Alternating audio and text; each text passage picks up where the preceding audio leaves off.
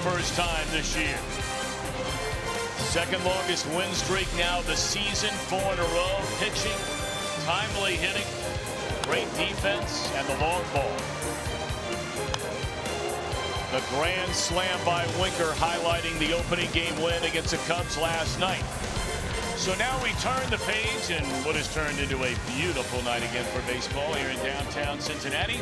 Welcome to Great American Ballpark for the Cubs and the Reds. Hi again, everybody, alongside Chris Welsh and Brian Giesenslaw. I'm Tom Brenneman. Welcome, as always, to Reds baseball. You know, much has been made about the trio in the infield of Votto and Jeanette and Suarez, all having great years. All of a sudden, don't look now, but Jose Peraza is saying, don't forget about me. He seems to be like the new Steady Eddie, doesn't he? I mean, every time you turn around, he's figuring out a way to get on base. He's got a nice streak going when that comes to it. And I think you see the confidence building. You got to remember that Peraza is still a very young man. There are guys in the minor leagues at his age still, but he's reached base now 21 times in a row, in straight games, that is.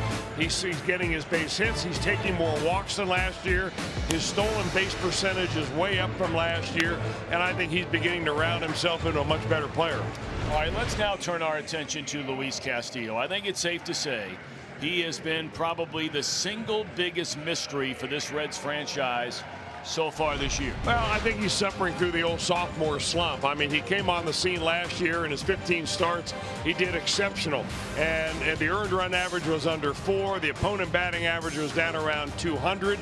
You know, he didn't give up very many home runs. This year, the opposite has occurred. He's given up way more home runs. He's pitched fewer innings, and his earned run average is about 2.5 runs worse this year than last year. Now, is that because the league has gotten used to him? Is that because he's lost some stuff?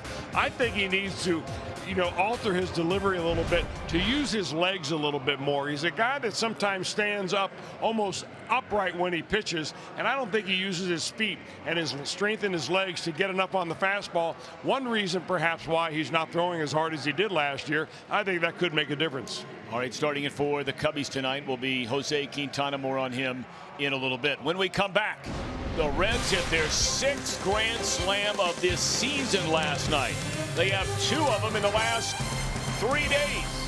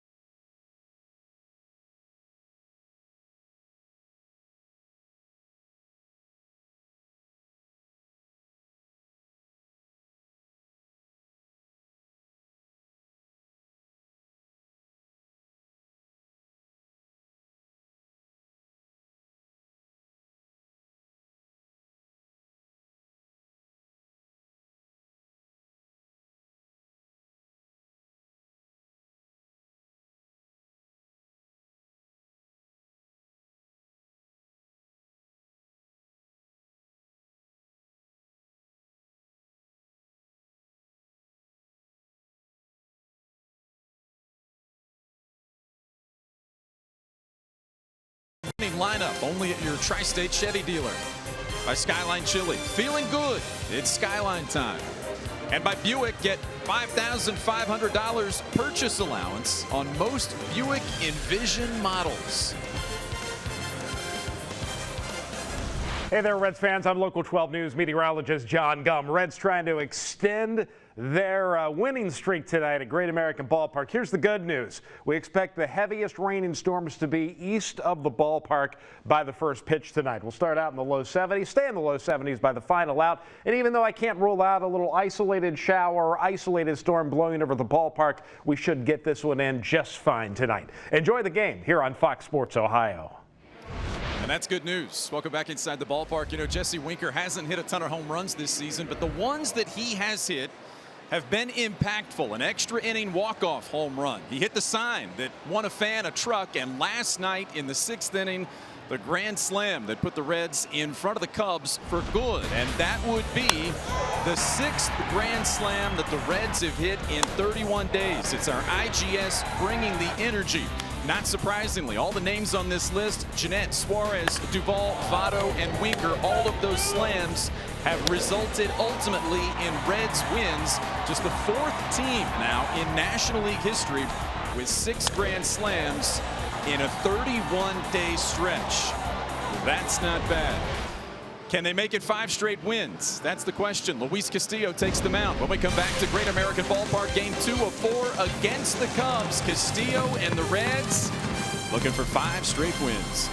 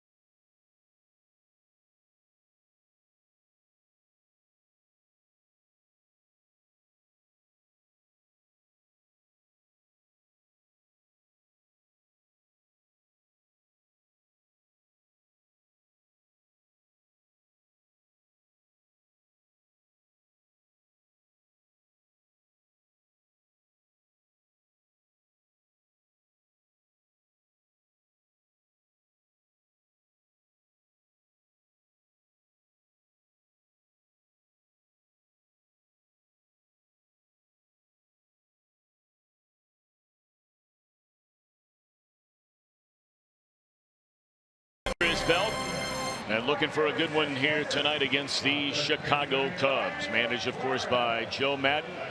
Since he took over, this franchise has won more games than any team in the National League. 9 more than the Los Angeles Dodgers. His lineup tonight has Bryant for a 5th straight game leading off. Hayward red hot in right. Ben Zobrist at second base. Anthony Rizzo, Javier Baez, Kyle Schwarber in the middle, Albert Almora Jr., Jimenez behind the plate, and Quintana on the mound. Castillo in search of win number 5 tonight. I think getting off to a good start, very important here for Castillo, as it was last night with Matt Harvey. Harvey had a runner on in that first inning and then had to come up with a big pitch to get Anthony Rizzo out and put a 0 on the board. I think that would really do a world of confidence for Luis Castillo if he's able to work through these first 3 batters the Cubs are running up there, and each and every one of those a very good hitter. So, you know, to begin the year, Castillo, we know he really struggled, and then it looked like he was starting to put it all together. But look at the last 4 starts, an earned run average of almost 7, and a pile of home runs given up, 17 of them in 78 innings. Well, he's finding out that this is a grind. I mean, every 5th day, there are 9 guys in that dugout who are in the lineup who have you in the crosshairs, and you really got to grind it out. First pitch in there to Chris Bryant, the Chicago third baseman, is strike 1 in this one underway. A .285 batter, 9 home runs, 36 runs batted in. Went 1 for 4 at an infield hit, was hit by a pitch, scored a run last night. And Castillo jumps in front of Bryant at no balls and 2 strikes. An hour ago, it was pouring down rain. It was dark as could be. And everything is blown out of here in the bright sunshine. A beautiful night. Where's Billy Hamilton shading his eyes? You'll see him with his glove as Castillo goes into every single windup to deliver a pitch, or at least he did the first 3, and there he goes again. Got him swinging to start the game, and Casale will get out in front of the plate, makes a good throw to Votto, 1 out. Well, you get ahead of him with fastballs, and then you throw your specialty pitch. And for Castillo, that's a changeup. And he sells it. A lot of really great arm action. You know, we saw one of the better changeups in baseball last night with Kyle Hendricks, and he only has a fastball that goes 86 to 88 miles an hour. Castillo has one that, you know, is in the mid-90s. So you think the separation would really be an advantage here for Castillo tonight if he can control that changeup. So here's Jason Hayward. Man, is this guy swinging a hot bat. He had 4 hits in the game last night. That batting average is all the way up to .283. His last 19 games, he has 30 hits, and on base percentage of over .400 and a batting average of .370. You were down there chatting with him for a while today. I did go down to the Cubs clubhouse to talk to him a little bit. I wanted to ask him what he did, what mechanical adjustments he made in his approach. And the biggest thing is just simply getting his hands back. And I asked him, well, how did it ever get out of sync? He says, you know, you go to a new team and you have expectations, and you go to a new spring training and all the different things that happen.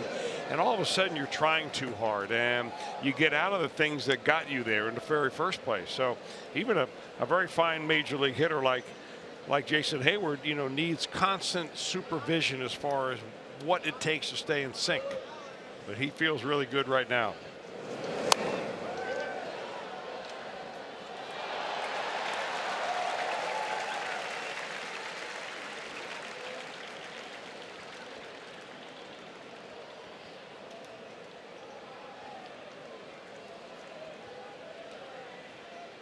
Two balls and 2 strikes on Hayward. Got him swinging on the changeup, so back-to-back strikeouts for Castillo to begin the game. Well, you've got a good changeup if it can be a strikeout pitch. A lot of pitchers will throw a changeup, but the separation difference between fastball and changeup isn't enough to get a swing and a miss. What it'll get is a little bit of soft contact. But when you can use that and get a hitter that far out in front, you've got something.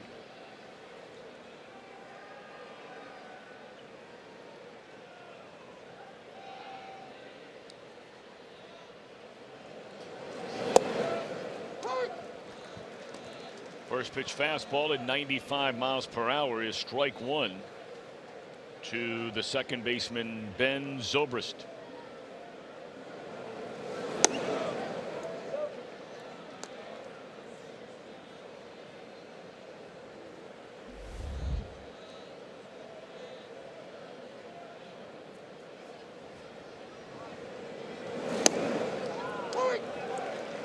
1-2 Zobrist, a .280 batter, 4 home runs and 25 runs batted in.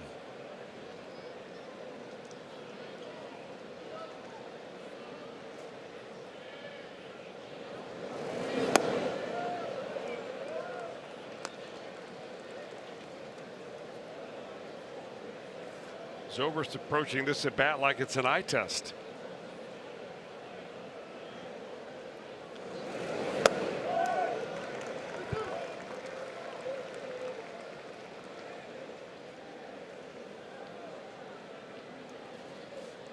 Three balls and 2 strikes on Zobrist, and the payoff pitch coming. Old foul. Well, there's so many hitters in this Cubs lineup that will do to you what Zobrist is doing right now. Patient, real good idea of the strike zone. Yeah, you can fix that though by pounding the strike zone early. And he draws a walk. Castillo was ahead at 1-2 strikes, and we've seen that story so many times. I mean, it's very rare, Tom, to have that combination of hitter where he's really good at taking walks and really good at pounding the baseball. Normally it's one or the other, right? Now, Motto is an exception. Sure. There are some others in Major League Baseball, but Zobrist is more of a guy that is going to eye that baseball. So with him up there, take the scouting report and put it on the bottom shelf and go after him. And now you got to face Anthony Rizzo after a 2-out walk. 11 home runs, 48 runs batted in. 0-1 away, a fastball to Rizzo. This guy's hunting something like a fastball out over the plate. Now that was just a little bit too far outside for him. He's got a big leg lift. It's all about timing for Rizzo. He gets that foot down in time. He hits the ball about as hard as anybody.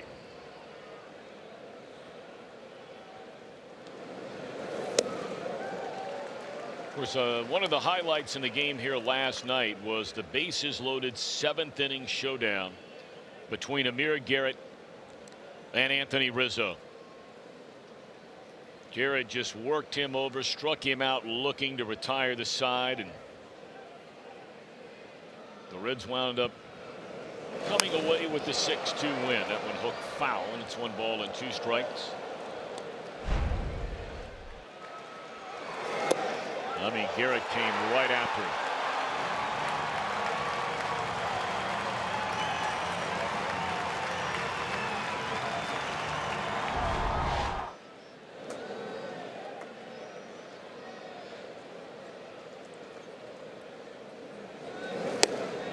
Oh boy. Oh boy.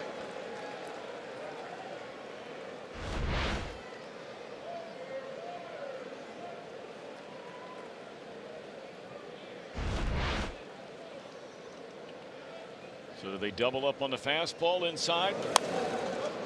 Threw him a changeup, and it's popped up. Underneath it is Suarez, and the inning comes to an end. A nice start for Castillo. 1 man left. Jose Quintana takes him out for Chicago.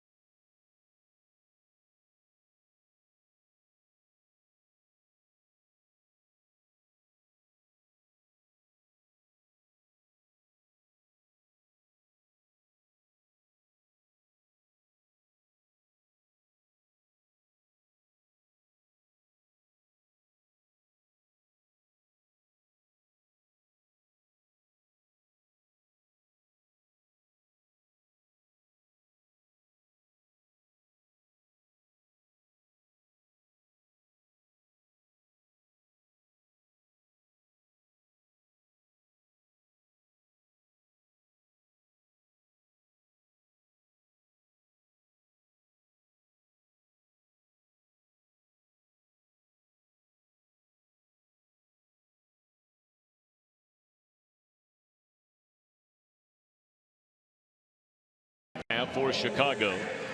And we look at Jim Riggleman's starting lineup for tonight. And only one real significant change, two of them actually. You notice after Peraza, Blandino playing second base tonight. No Scooter, Jeanette, Votto. Batting third, Suarez, Duvall, and Winker. The other change, Casali behind the plate. Castillo on the mound, Billy Hamilton in center. And Jose Quintana, 7 shutout innings, his first start against the Reds this year.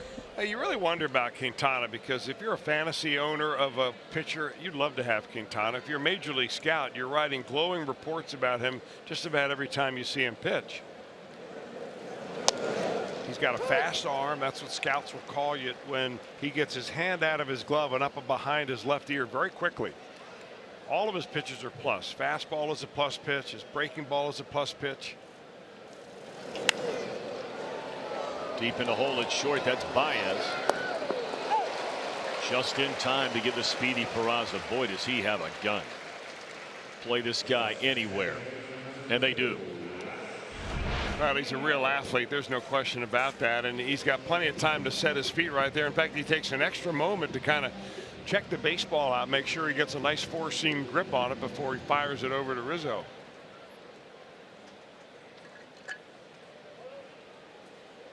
It's like Sean Dunston used to show it off for the Cubs, didn't he?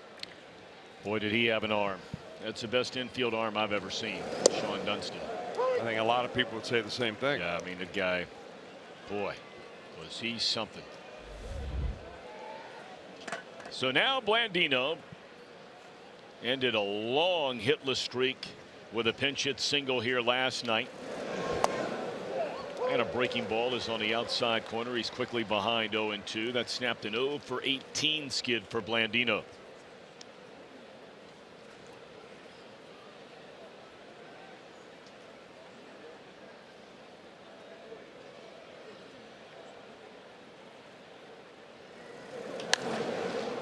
Down the right field line, that ball hit a long way. And Hayward in fair territory at the track runs it down. Look at Chicago on defense, presented by Ford. You see Hayward and right. Almora getting the start in center. And again, the Middletown midi, Kyle Schwarber in left. Bryant. Baez goes from second to short from last night tonight. Zobrist in at second, Rizzo at first, and Jimenez behind the plate. We've seen Baez in the outfield. Saw him originally come up as a second baseman. Seen him play short, seen him play third. I mean, he is the super utility man in all the baseball. Zobrist, another guy who bounces around a lot like Baez. But Baez now is the superior offensive player to go along with excellent defense. Here's Joey, breaking ball low and away, 2 balls and no strikes. Well, they only bounce around because the manager and the front office agree that they can bounce around. Well, there are a lot of teams that'll say, hey, you're our shortstop and we're not letting you play anywhere else. And they may even say that to minor league players coming up. Votto shoots one into left center field. Cut off by Schwarber just in front of the wall, but no chance to throw out Joey, who's in standing up with a 2-out double.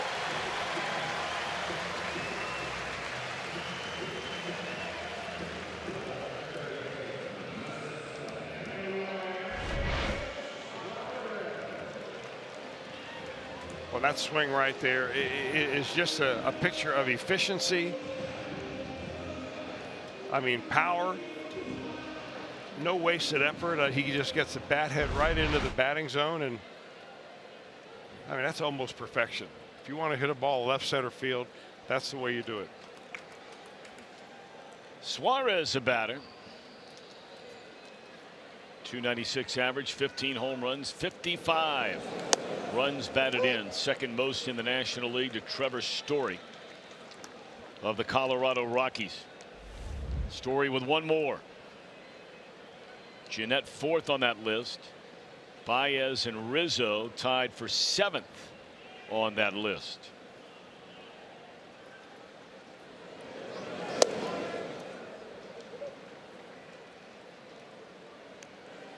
Suarez with a career best 11-game hitting streak. It's his second longest active streak in the major leagues behind the Nationals' Michael Taylor, who has a 12-gamer. Jose Peraza has the longest hitting streak of a Red batter this season at 12 games. 2-1.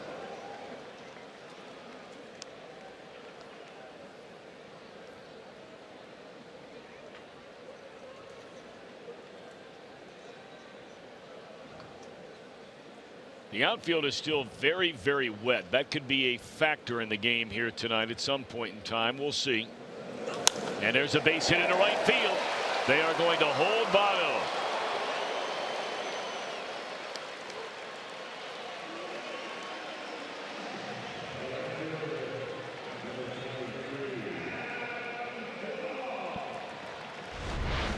Well, with 2 outs, normally when you get a base hit, unless it's a sharp one-hopper right to the outfield. Now, keep in mind, Jason Hayward is one of the best right fielders and has a tremendous arm, extremely accurate. By the time he gets this ball, Votto's not even at third base. So, had he made just an average throw for him, he would have been dead at the plate. The question is, why wasn't Votto a little bit closer to third base?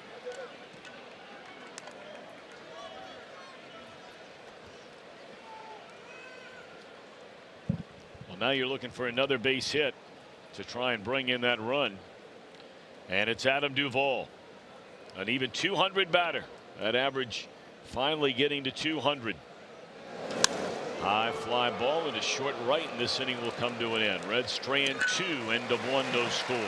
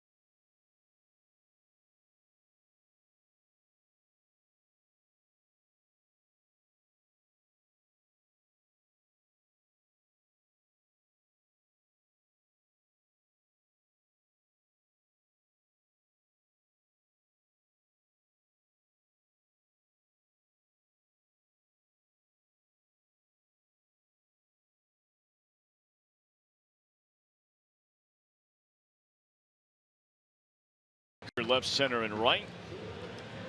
Blandino, a rare start at second base, a rare day off as well for Scooter. And Casale hanging the signs. I'm sure we'll see Tucker back in there tomorrow. Casale's done a nice job. Not only swinging the bat, but also behind the plate. The Reds pitchers have been highly complimentary when they've had a chance to work with Casale. No score, Cubs bat in inning number 2, and here's Javier Baez. 14 home runs, 48 batted in, 13 stolen bases. This guy's having a good year.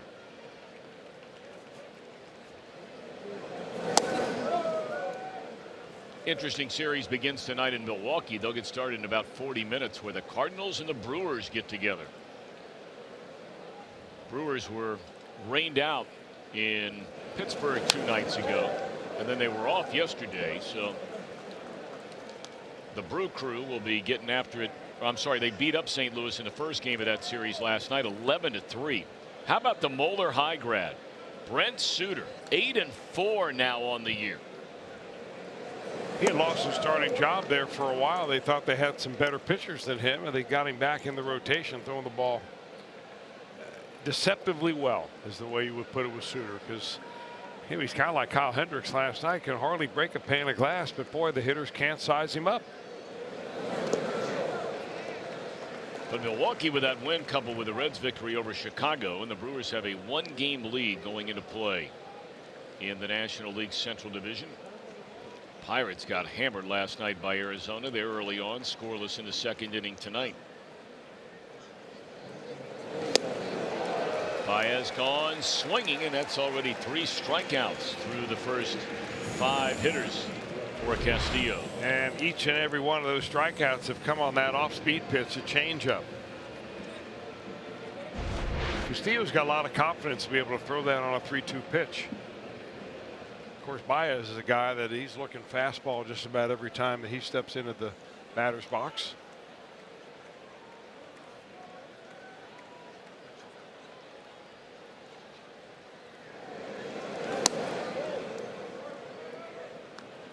So now the batter, Kyle Schwarber, Greater Cincinnati native, at 239, 14 home runs and 34 knocked in. Same high school as legendary athletes, Hall of Fame athletes, Jerry Lucas and Chris Carter.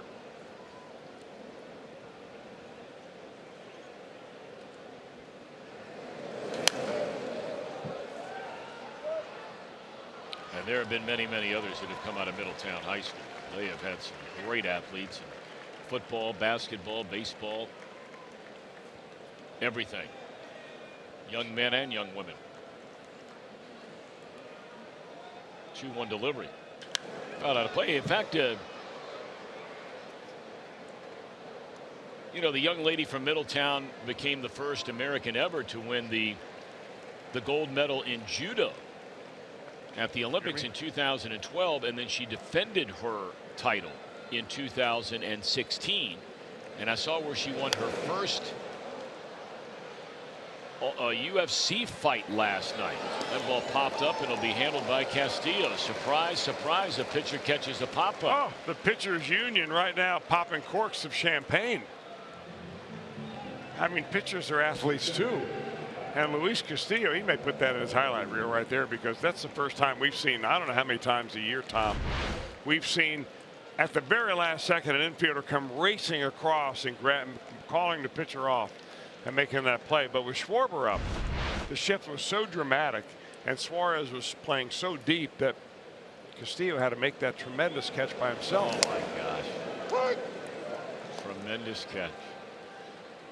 Does that get the 5-star, you know, that we were talking about last week? I'm gonna have to check with the StatCast folks. StatCast on that, yeah. Swing and a miss. It should get a 5-star just because the pitcher caught one.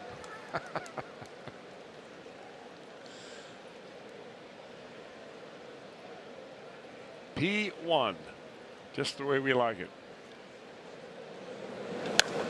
Ground ball down to first. Votto taking himself. And by the way, that young lady's name is Kayla Harrison from Middletown.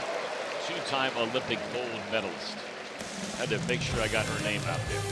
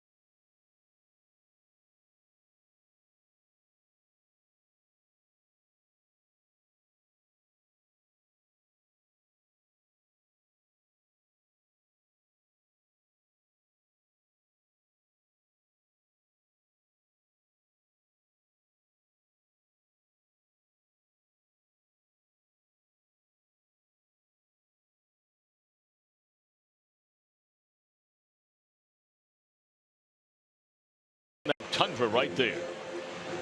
Thanks to your Cincinnati and Northern Kentucky Toyota dealers. Good luck. Good luck. You got the right guy coming up. He won that young lady a Toyota Tundra just the last homestand. Jesse Winker. Thought we were going to get one last night in that Grand Slam. It was in the vicinity. First career Grand Slam for Winker and his 4th home run of this season. 6th hit by the Reds in the last 31 days. 6 of them in a calendar month. Reds were trailing by a run at the time, and bang, he knew it.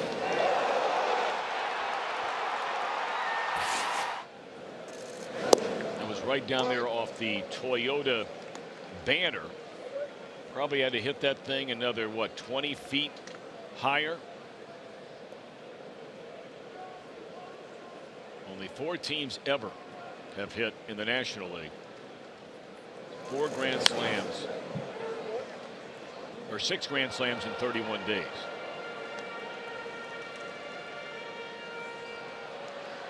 '97 Braves, they were a playoff team year after year. There are a lot of people that will tell you that 1996 Montreal Expos team was as good as anybody around. '94 was a club that they always felt like was a bona fide World Series contending team before the strike. There's a tapper down to first. Well, both the '94 and the '96 Montreal team made a lot of other teams very good. When they broke up and traded those pieces away. You got that right.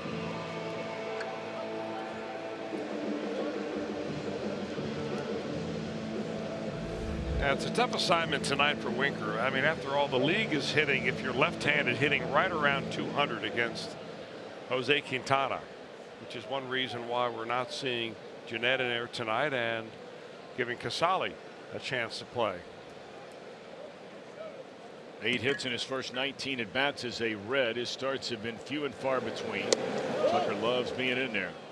Breaking ball high. These guys hit the ball hard. As a home run, couple of doubles. And this ball is hammered down the left field line. Did he get enough? No, he did not. And Casale on his way to second base with a double. So he continues to get it hard.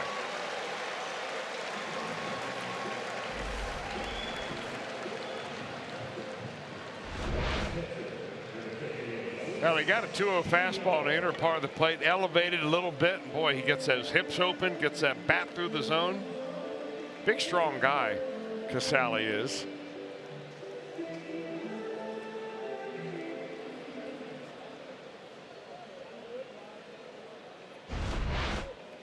All right, now Castillo, he has 4 hits and 26 at bats. He has a double and a run batted in.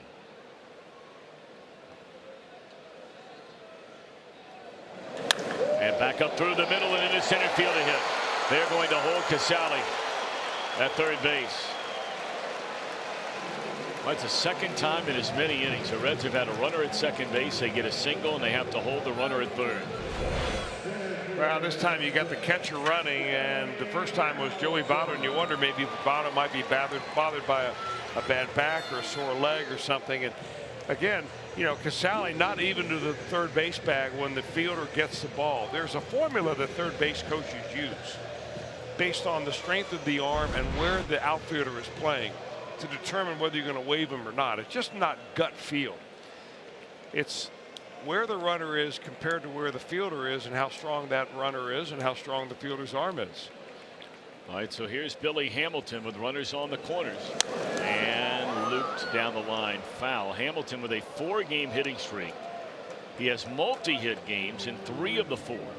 So 8 hits in his last 14 at bats, a .571 batting average.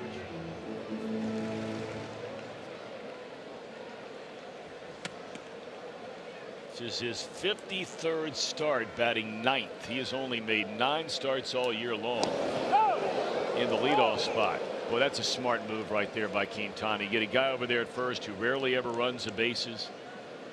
where Rizzo sets up and can sort of lull you to sleep a little bit, plays a step or two in front of the bag. Yeah, Rizzo was even more than that. He was on that particular play. He was about 3 steps in front of the bag and away from the base, but he began to move back. And a base hit by Billy will bring in a run. Boy, Hamilton swinging a hot bat, and the Reds lead 1-0.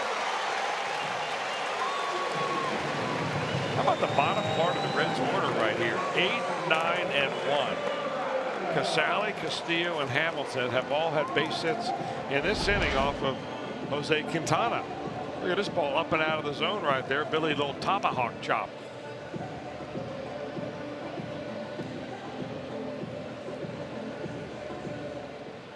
So now back to the leadoff spot at Jose Peraza with 2 on. And only 1 out, 3 straight hits from the latter third in the order. Peraza bounced out to the shortstop his first time up.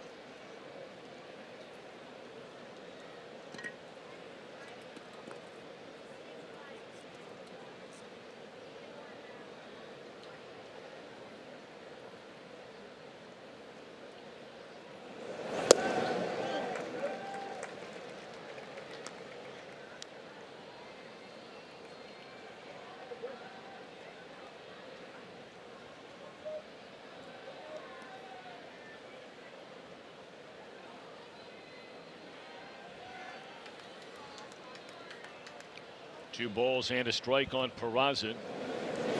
And a tapper down to third. Took a high hop on Bryant. And they get the out at second. That was in the exchange when Zobrist was reaching into the glove to try and turn it over.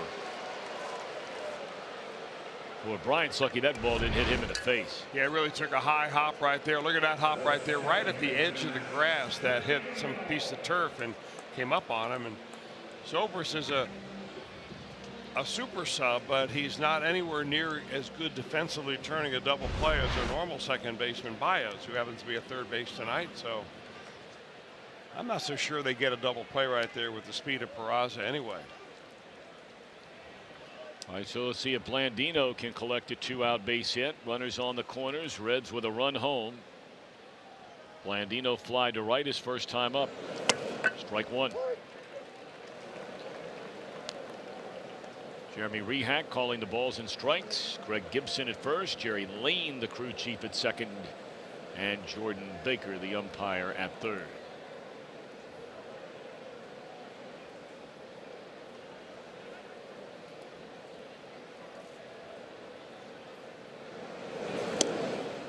Nothing at 2.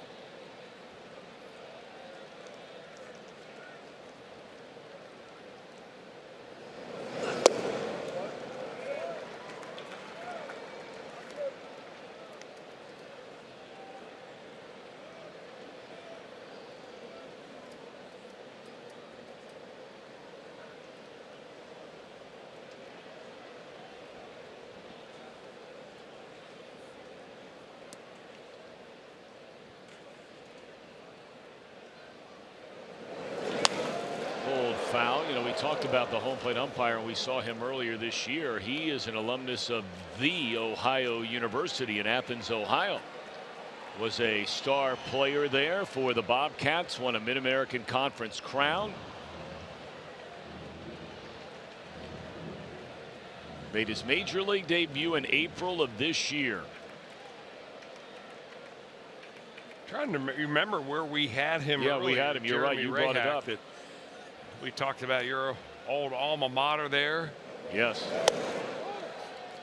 And stealing second base is Peraza. That's his 11th of the year. And pitch missing inside. And it goes to 3-2 now on Blandino. I got to go down there and say hello to him tomorrow. I think you should. I will definitely do it. A Bobcat.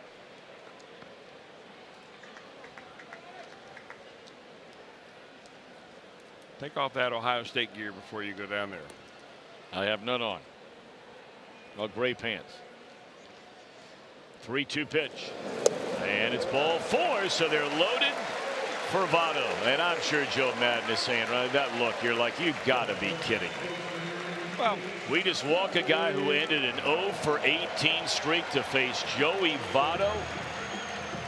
Well, I mentioned earlier, we started to get into conversation about Quintana, and you break him down scouting wise. He's got a fastball that's plus. He's got a breaking ball that's plus. He's a really good competitor, smart young man on the mound. But he is 63 and 62 in his major league career, even though his earned run average lifetime is around 3.5. So is he just unlucky for pitching with the White Sox?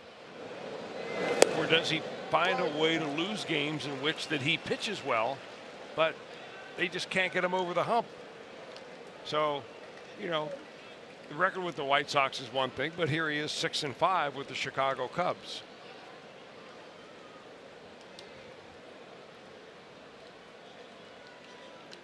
Votto doubled to left center field in the first inning, and he's quickly behind here. 0-2. He thought that pitch was high.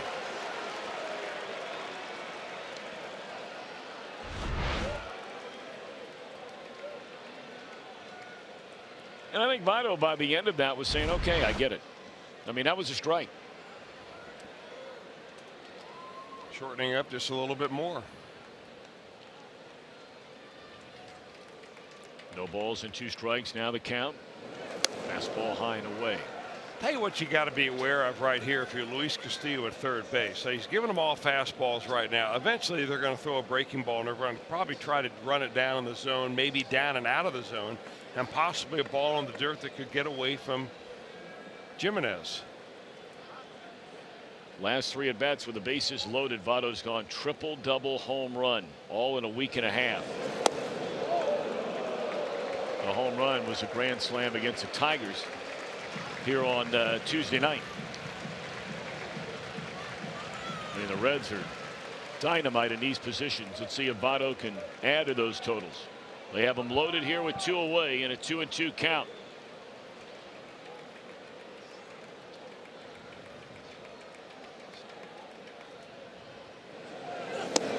Ball 3.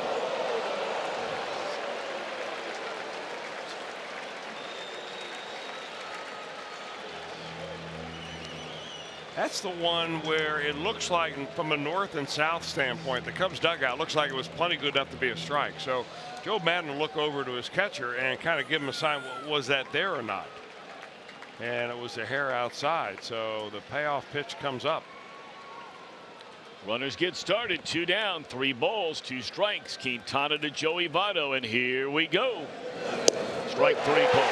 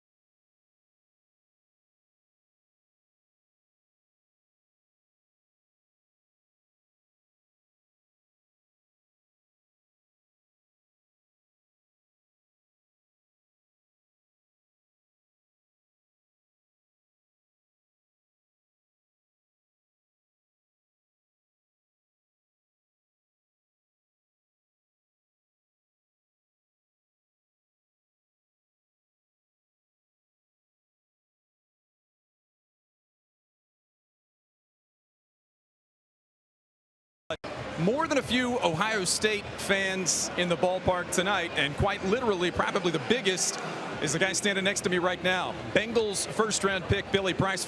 Welcome to Great American Ballpark, your first time in. Yeah, thank you. So I've gone to a couple of Cleveland games being from Youngstown, Ohio. I like this park a little bit better, so I'm happy to be here. All right, you kick things off here tonight with the first pitch. Now, have you ever done a first pitch before is my first question. No, never done a first pitch. All right, were you nervous? Yes, it was actually more nerve-wracking than running out of a tunnel at Ohio Stadium. Come on. 110,000 versus, whatever the stadium holds. I mean, it was a little nerve-wracking, yeah. All right, so Scooter Jeanette caught the first pitch, or tried to catch the first pitch, and then took it a step further with a three-point stance. Were you ready for him? Yeah, I wasn't ready to take him on. I mean, he's a little bit quicker than I am, so. You could put Scooter Jeanette in your pocket. That wouldn't be a problem. How has it been so far for you? Because you have an interest that you were injured, still a first-round pick, and now you've been here. You can't Bengals. Yeah, so for me, has been mentally. We spent about 4 weeks in mandatory camp. Everything's been going well. Again, it's a completely different offense to what I did at Ohio State. So you just got to really tackle it on and just be learning a completely new style of offense, a new terminology, and just getting yourself and gelling yourself with the veterans. And that's what I've been trying to do. You come from a program, obviously, that is used to winning. Coming here to Cincinnati and the Bengals, knowing where they are in the process right now with Marvin Lewis. Your thoughts on the situation you're entering and what you think the potential is here? I think there's a lot of potential. Again, we got a brand new offensive coordinator, Bill Lazor, offensive line coach, Frank Pollock. I mean, we got some really, really good guys. We got some special skill guys out there. Just from what I was able to see and not really knowing what's in the NFL, my first experience is the skill guys we have has been the best in the league. Again, those things are things that I'm, first being exposed to. But I think there's a lot of opportunity. Again, I think that, we can bring a lot of pride, to Cincinnati, the organization down here, and bring some pride down to the city. We're still in June. What's next? What's next on the schedule for Billy Price? So right now we're in a dead period. We're off right now until the end of July when I report for mandatory camp. So right now it's training, continue to get stronger on my left side with my pec, and just enjoying it. Yeah, but even with that, you're expected to be 100% for training camp. Is that right? Yeah, so I got medically cleared on Monday. Yeah. How did that feel? Excellent. I mean, it's a huge weight lifted off your shoulders. It's just because although I was getting stronger and although I could do certain things during OTAs and during minicamp, they want to be careful. They want to make sure that, again, I don't re-injure this. It's something that, again, I'm held off for the season. So I'm happy to be finally medically cleared, and we're looking forward to getting after it in camp. All right, you're going to be working next door. Don't be a stranger here at Great American Ballpark, all right? I got a little bit of time, so I think I'll be over here a couple more weeks. That's good. Billy, thanks a lot. Cool, absolutely. Thank you. Guys, Billy Price expected big things expected from this guy with the Bengals. Back upstairs. Well, I tell you what, you talk to anybody that played at Ohio State, that coached at Ohio State for the last 4 years, and they will tell you that there are very few players that have ever come through the door, and they have a laundry list of them, All-American after All-American, that are more impressive on the field and away from the field than Billy Price. You hear people talk about him, it's almost too good to be true. High throw, tag. Did he get him? Yeah, he got it. Nice play by Votto on the high throw from Suarez. Well, Votto thinks he got him. I'm not so sure that Jimenez thinks that he was tagged in time. Question is, did he have his foot on the bag when Votto tagged him? Throw comes high from Suarez.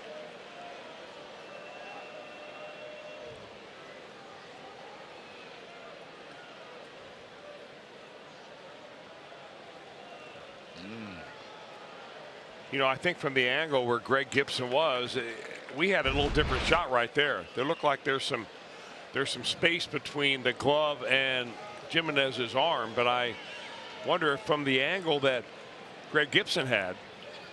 Wait a minute. Yes. Joe Madden wants the review.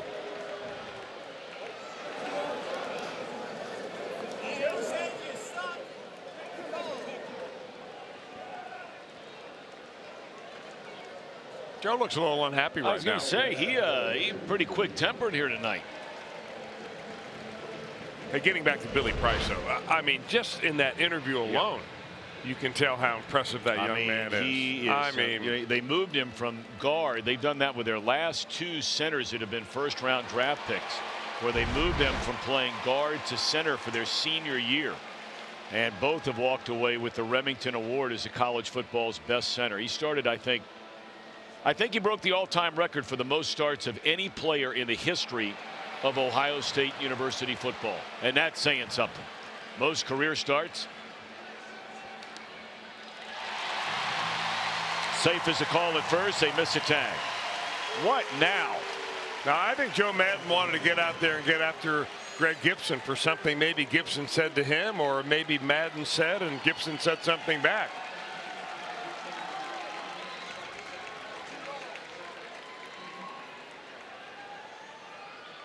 You know, the other possibility is that instead of using up a potential replay review and then have it go against them, and then not being able to do another one the rest of the game, so or until later in the inning, games that is, he wanted the umpire review, and maybe Gibson said no.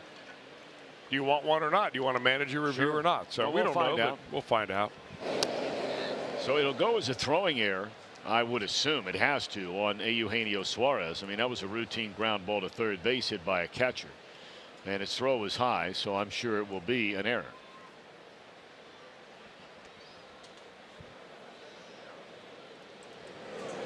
So now the pitcher Quintana bunts it foul. He has 4 sacrifices so far this year. Reds lead here in the third inning, 1-0.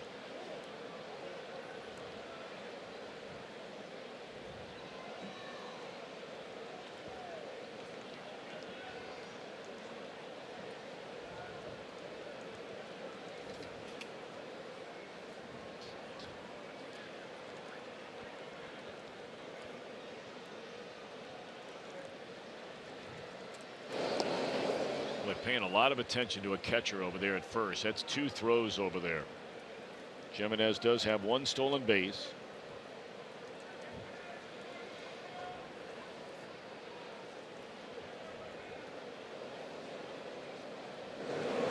And this time they let Quintana swing away.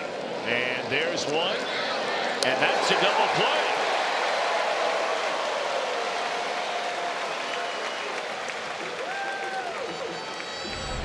Well, it's what you would call a swinging bunt anyway. Didn't hit it very hard at all. In fact, came right to the short third baseman who was playing in well right in front of home plate. And there's a double play for you, Luis.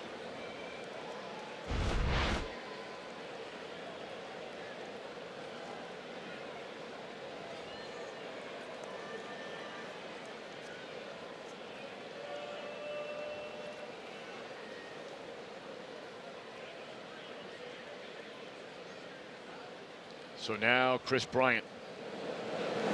Swing and a miss.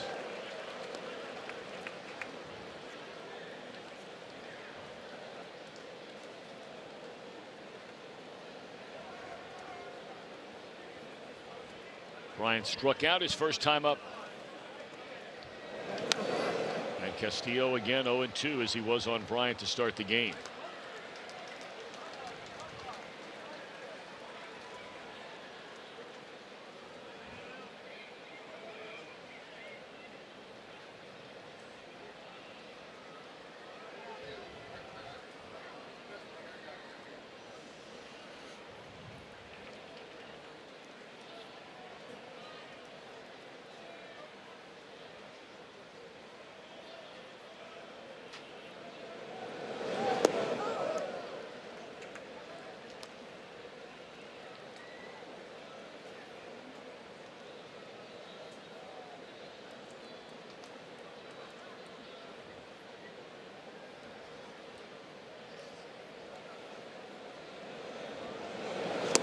Struck him out swinging on the changeup for the second time tonight. 4 strikeouts in a game for Castillo.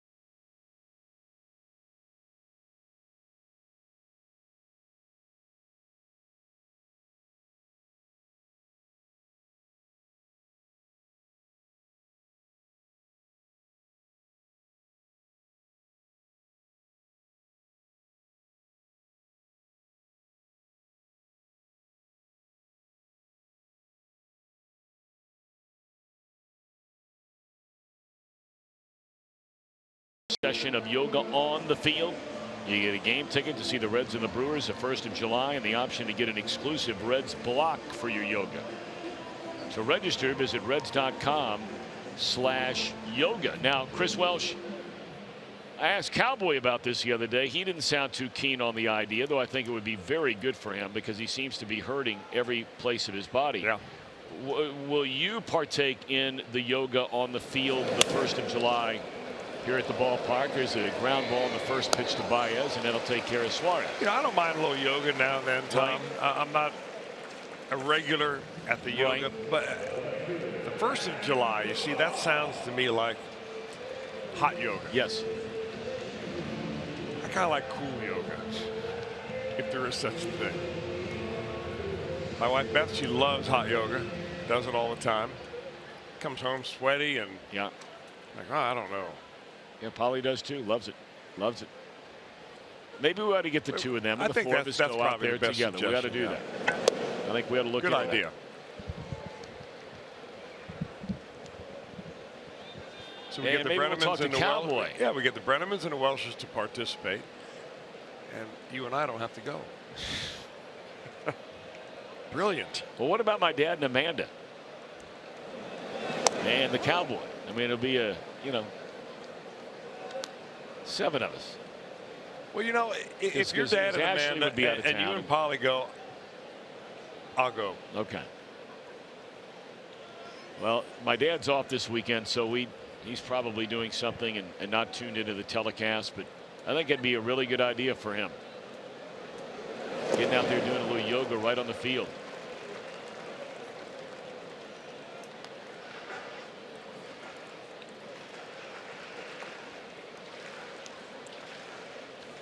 Reds lead 1-0. They bat in the last of the 3rd inning. Duvall flied out to right, stranding 2. The Reds have left 5 runners on base in the first 2 innings. Well, they had Votto up there with the bases loaded with 2 outs in the 2nd. Tomahawked into center. Now Moore is there, 2 down. And now Winker, who bounced out to Rizzo, will bat with 2 down and nobody on.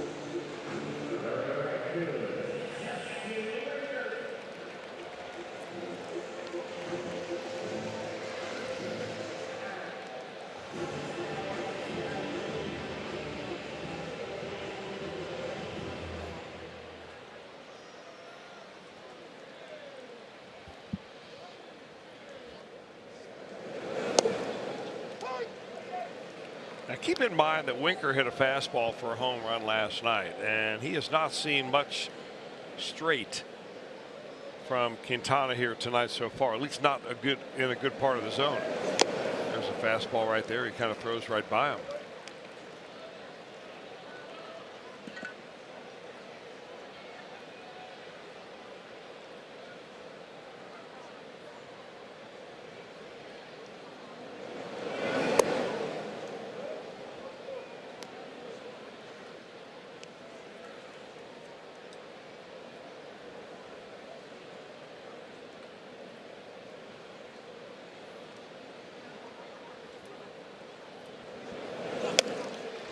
Ran a fastball high and tight to get him swinging in a perfect inning for Quintana.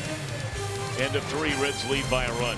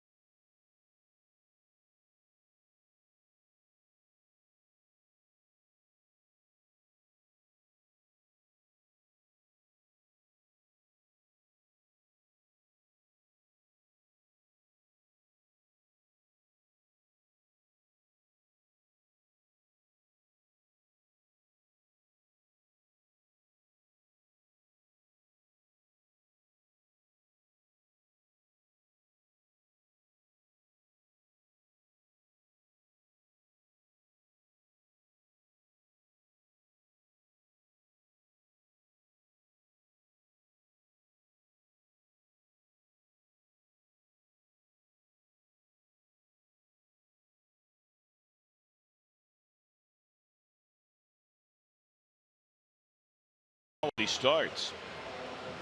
Romano, Malley, then Harvey last night. And when the Reds get a well-pitched game, they are really good. I mean, that's a story for everybody in baseball. But, you know, the Reds have just not had as many as, say, a team like Chicago. Well, right now the Reds are on a roll where they have starters that have gone 5 or more innings in 9 straight games with 3 runs or fewer allowed. That is their longest streak since 2016 when they had 10 in a row. So they got a good thing going right now. You know, one of the things that really helps the good thing to continue going is the internal competition that you have among the pitchers. Best kind of way to motivate is that the guy, you know, you don't want to be the guy to break the streak. You don't want to be the guy that goes out there and gets knocked around in the second or third inning and everybody else, you know, kind of keeps clicking away right past you.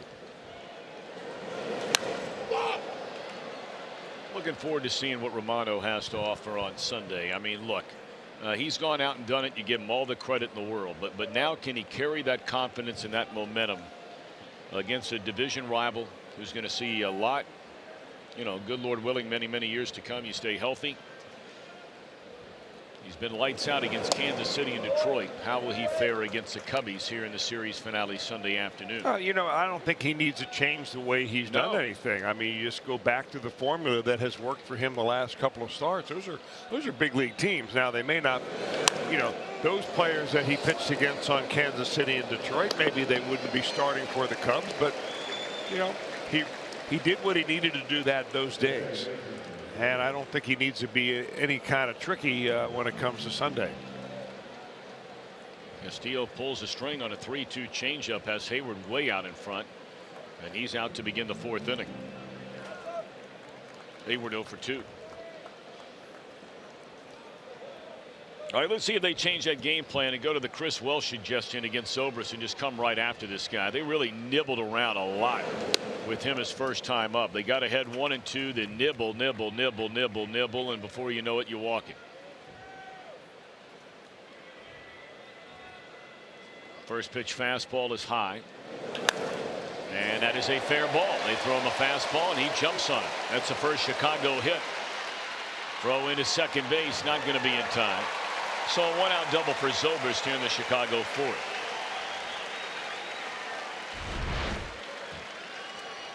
Well, he missed upstairs and in, and he came right back almost in the same spot, but this time hittable and in the zone. Zobrist just able to bang that ball right down the line and over the first base bag.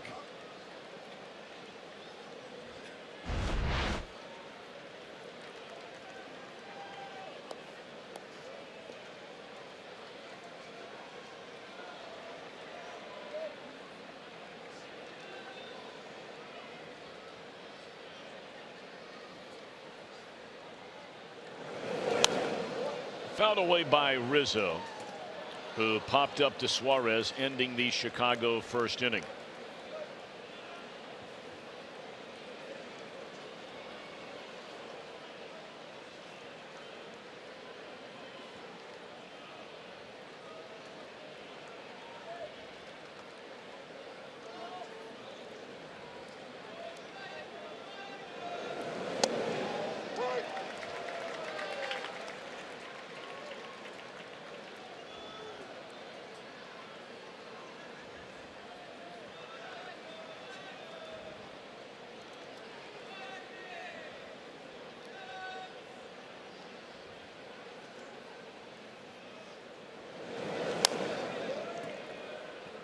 Still 0-2. They're just underway in the 1st inning in Milwaukee. Cardinals and the Brewers. Pirates and the Diamondbacks already in the 5th inning tonight.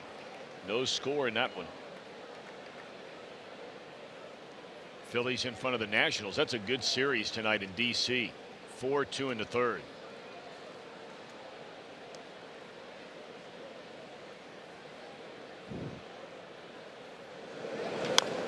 Weak roller down to Votto. 2 away. On to 3rd goes Zobrist.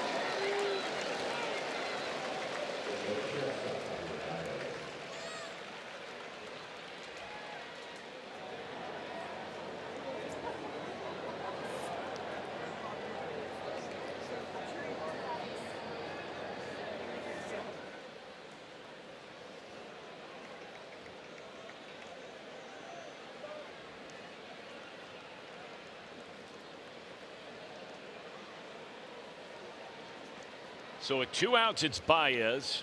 He leads his team in runs batted in, the co-leader, and puts down a bunt. Can Suarez throw him out? And no. And Suarez just a fraction late, and Baez a perfect bunt to drive in a run to tie the game. What a weapon right there it is. I mean, he reads the defense. They're playing him deep. They're not even thinking anywhere chance that he's going to throw a bunt down. And it's a good play. When Suarez gets to the ball, there's nothing more he can do. He's just playing a couple of steps too deep.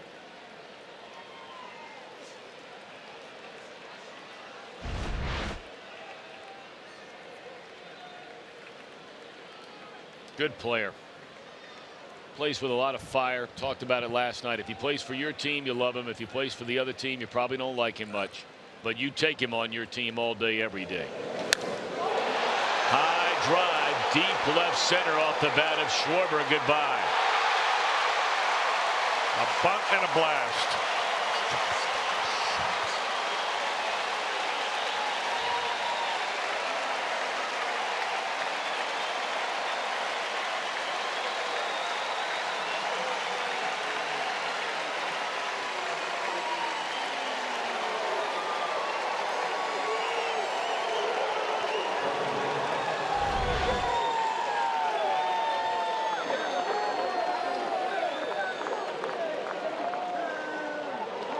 Yeah, Castillo provided the elevation. Schwarber provided the bat head.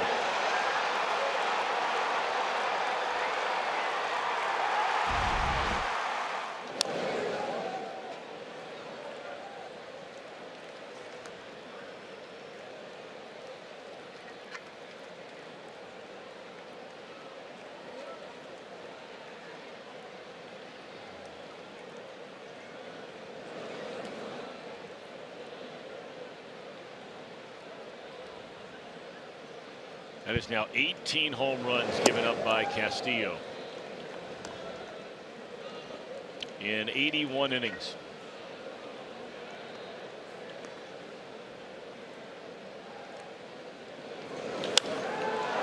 This ball hit hard, but playable at the track for Duvall, and that'll end the inning. But a bunt to drive in a run on the very next pitch. Schwarber, a 2-run big fly.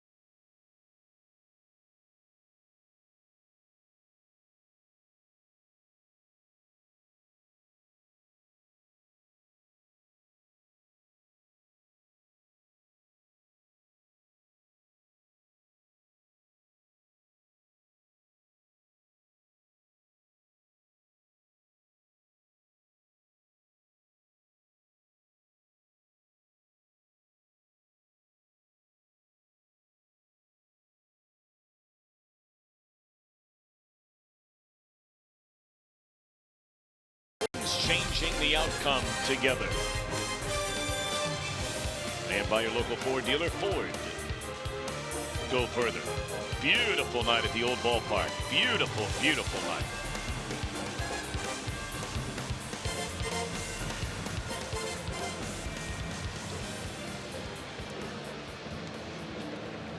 Cubs get 3 runs in the top of the 4th inning, and they lead the Reds by 2.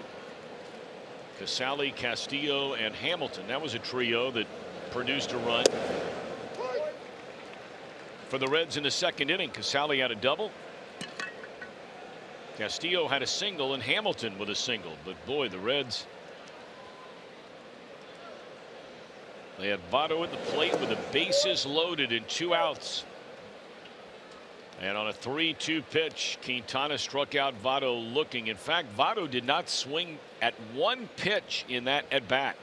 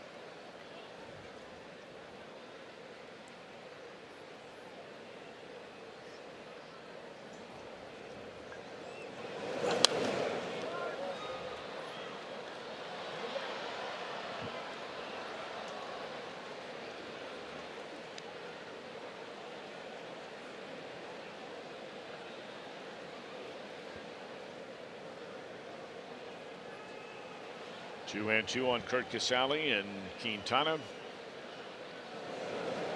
cuts it loose. Grounded foul again. Pretty good at bat here for the Reds catcher. That double was his third, so he has 4 extra base hits in his first 20 at bats as a Red. 9 for 24 extra base hits.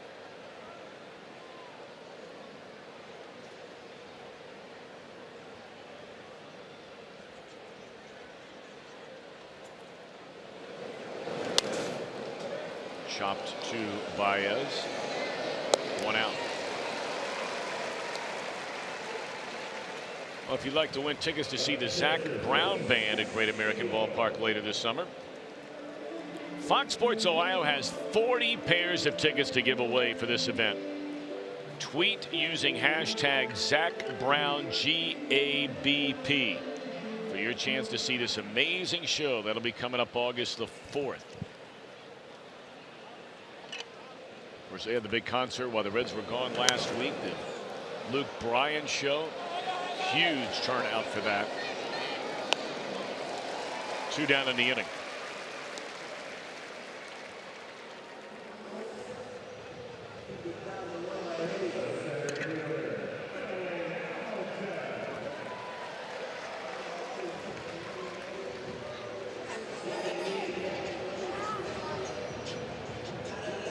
Youngsters enjoying a ball game tonight.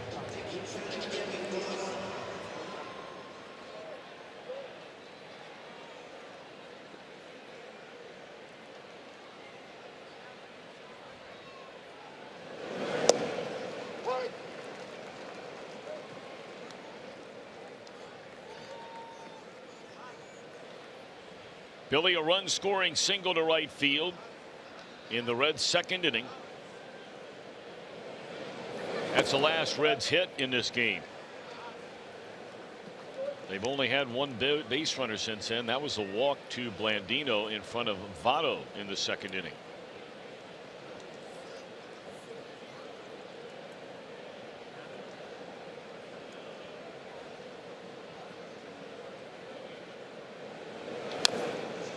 One and two on Hamilton.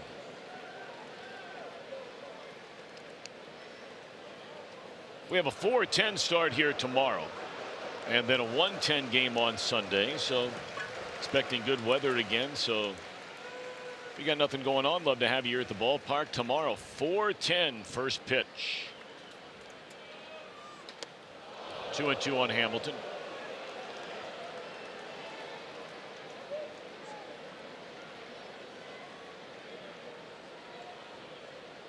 Quintana, very little wasted effort out there. Keeps that glove right down around his belly button, and a very easy, smooth windup. Well, I'm not sure if he was ever a guy that had to alter his windup or not, but that arm swing that he has, from the time that he breaks his hands out of his glove and gets it up behind his ear, that is really where it's smooth and efficient. Not a real long arm. It doesn't go down towards his knee and then back up again. Doesn't travel very much at all.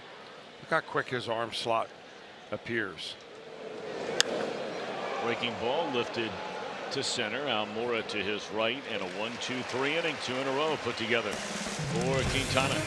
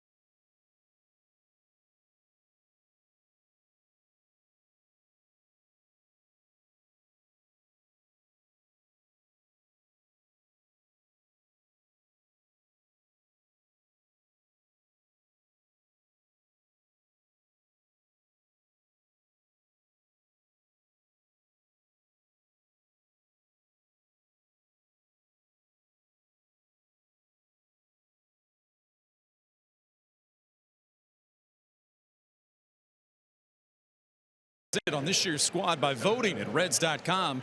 Catch all the excitement of the 89th MLB All-Star Game presented by MasterCard July 17th live on Fox from DC. And we've told you this story before.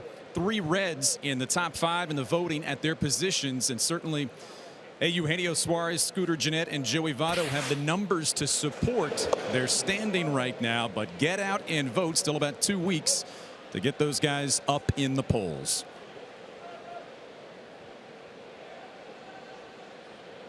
All right, Brian, looking forward to the All-Star game as always. That'll be quite the production, I'm sure, in the nation's capital this year.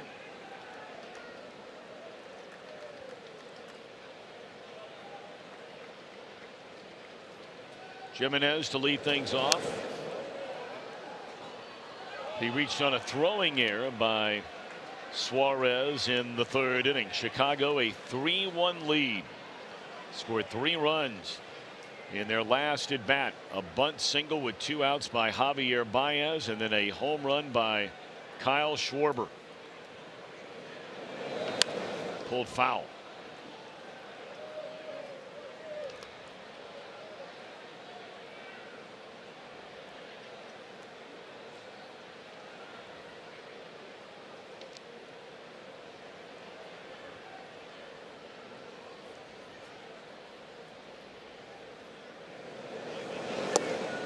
Swing and a miss, and that's another strikeout for Castillo, who has 5 in the game.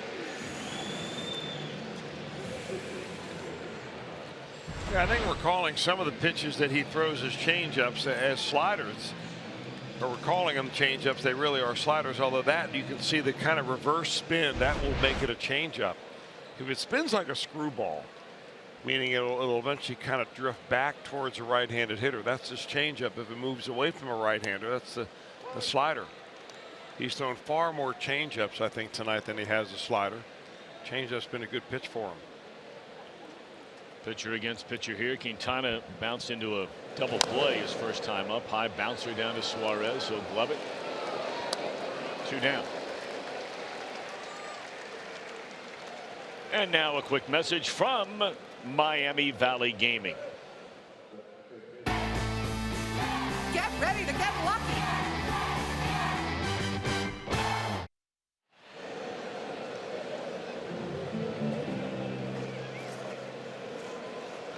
Well, they'll give Quintana all the time in the world to make his way back to the dugout after having run all the way to first base.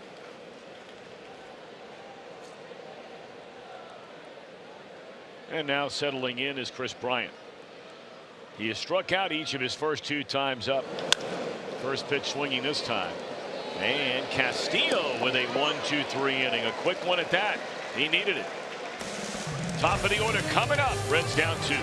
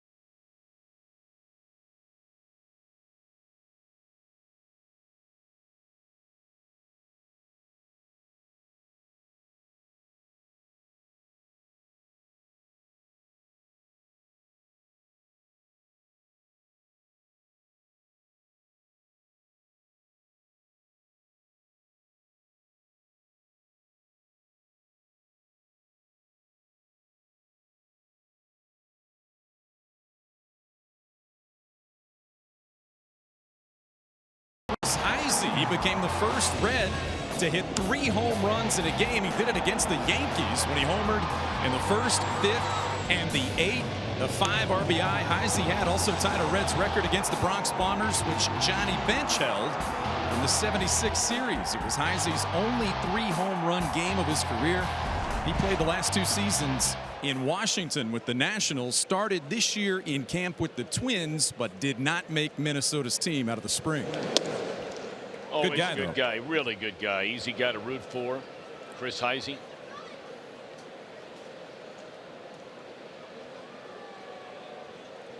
Reds are down 3-1. They bat here in the bottom of the 5th. Top of the order, it'll be Peraza followed by Blandino and Votto.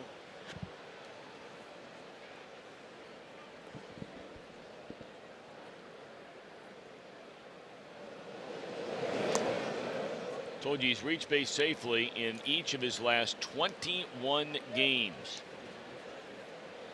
0 for 2 tonight. Does have a stolen base, reached on a fielder's choice in the 3rd inning. That does not count as reaching base safely. It's either a walk or a hit. Or hit by a pitch. 2-1 pitch. And he has a hit this time. So make it one more game for Peraza. Now 22 in a row he's reached base safely. That's one reason why he's at the top of the order. Hit it right in the sweet part of that bat. Peraza does. He starts with his hands basically right in front of his sternum. And then as the pitch comes to him, he gets his hands back a little bit. Doesn't have a big load like you see a lot of power hitters do. Tries to keep that stroke nice and short.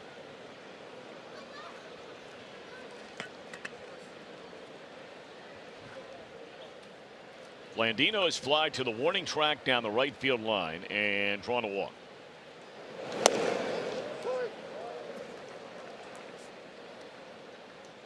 He's got those old school stirrups, doesn't he, Geezy?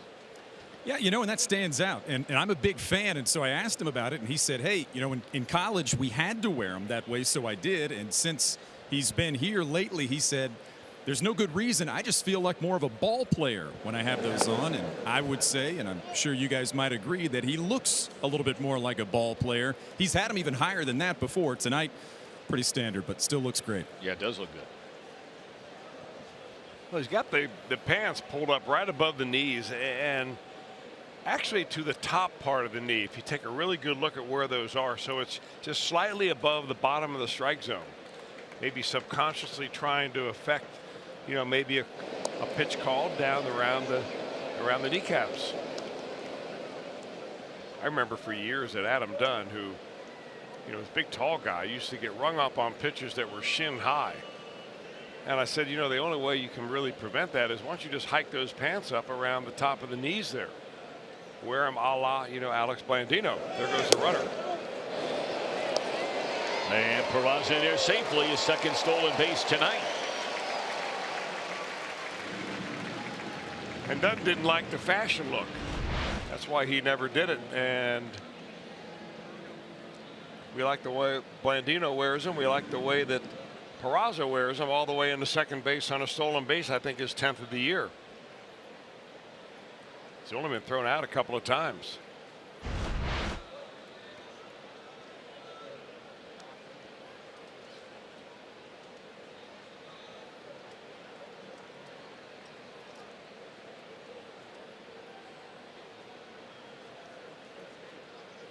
Well, he's had a couple tonight, so make that total 12 overall for Peraza.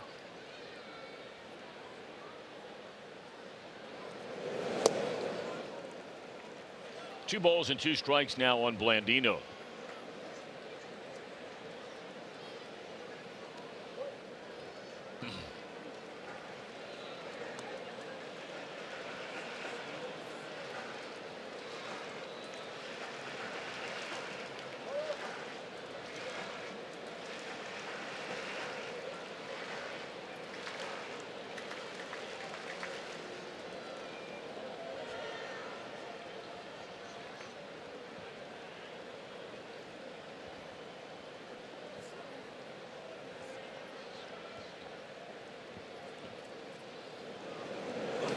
Fastball runs way in. 3 balls and 2 strikes now on the Reds' second baseman with Votto waiting on deck. Reds are down by 2. Peraza single to begin this home half of the 5th and steals second base.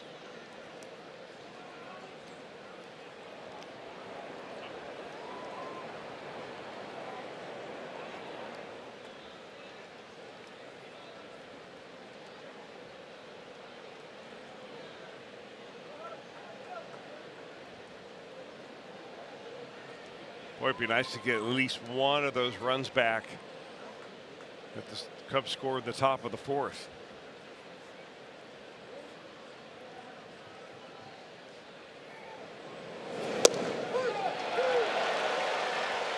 Well, the Reds are going to have to start swinging at some pitches in this game. I mean, to be quite honest about it, every borderline pitcher just leaving the bat on the shoulder and they're getting rung up. Well, there were 5 called strike threes against the Cubs last night with Matt Harvey on the mound.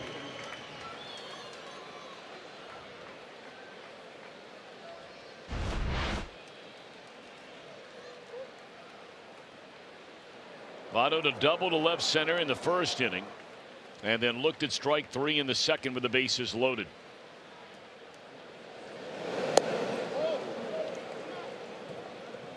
And now the catcher going to come out and visit with Quintana. Baez, a Puerto Rican, will come in, probably handling any if they need any interpreting going on there for Quintana, who hails from, I believe, the country of Colombia.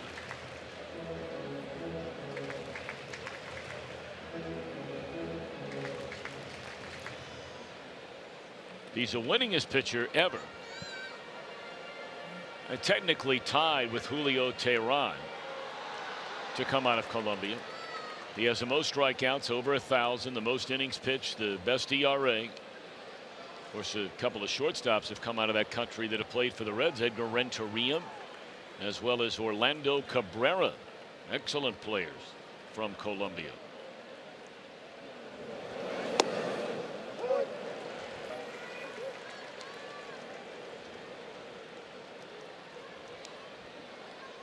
It doesn't look like the Cubs are really paying much attention to Peraza there at second base. I mean, no one has even jockeyed him back close. He's not really taking advantage of what the Cubs are giving him as far as a lead, especially if he's thinking about maybe stealing a base. I mean, if you can get yourself to third base, there are a lot more ways to score from third with one out than you can from second, including a fly ball that turns into an RBI sacrifice fly for Votto.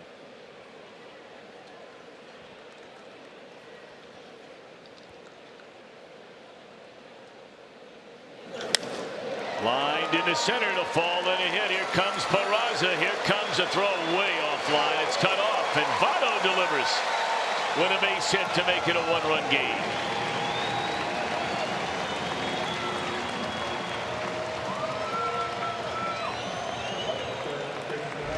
Good solid single right there on a fastball, and he sends it right into center field. Votto does.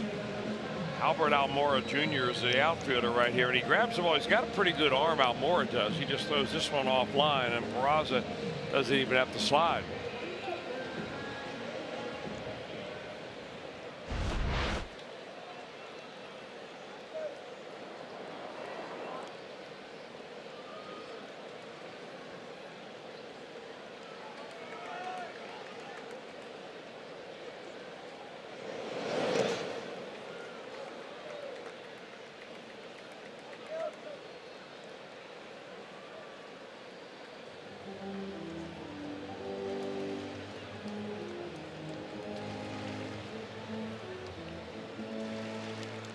Votto is 37th run batted in.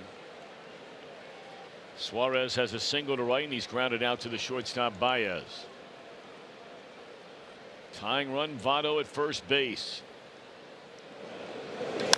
High fly ball straight away center. Hit pretty well. Back to the wall. Goodbye.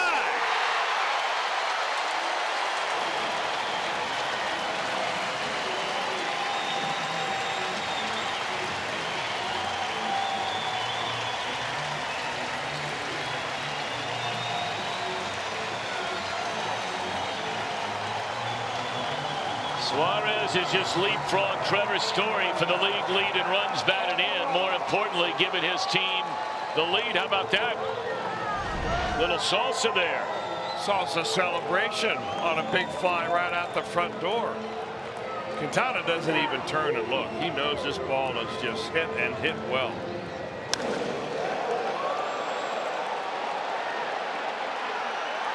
Suarez does a great job of keeping his head behind the ball. What I mean by that, he just doesn't drift. His head doesn't drift out towards the front part of the plate as he makes his swing. Tell you what, Votto's going to end up one day on Dancing with the Stars. Yeah. I think that's in his future. He's been doing a lot more dancing this year.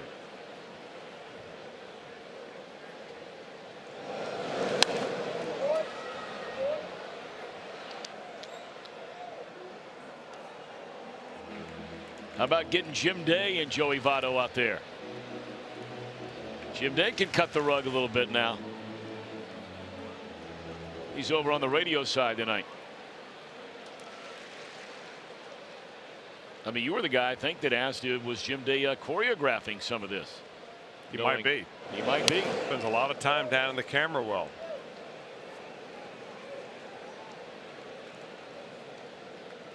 So the Reds strike for 3 here in the 5th. Fifth inning has not been kind to Mr. Quintana. Well, you know, it's funny how we say, oh, the 5th inning is the inning that gets him. Basically, that's the 3rd time through the order normally, and that's what you're looking at tonight. He's only retired 1 of the 4 batters that he's faced. 1 and 2 on Adam Duvall, a pair of fly ball outs in the game. The more a batter sees the pitcher, the more difficult it is for that pitcher to surprise him. That's where the quality of the pitches makes it more and more important as you get deeper into the ball game.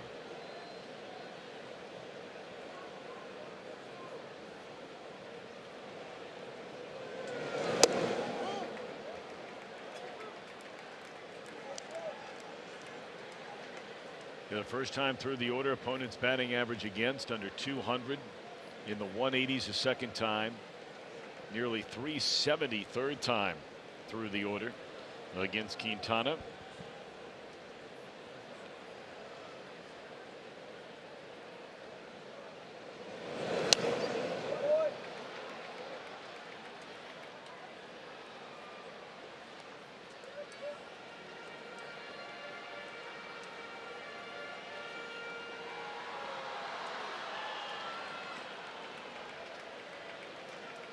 Nice play made by that young man out there. Might be impressing his date tonight by making a play right there. That's always a good thing. And there's a walk to Adam Duvall.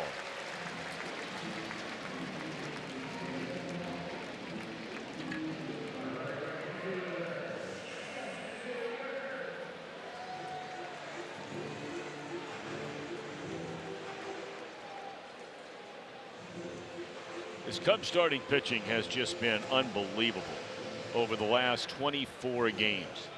A 2.6 earned run average. And they've won 15 of those games.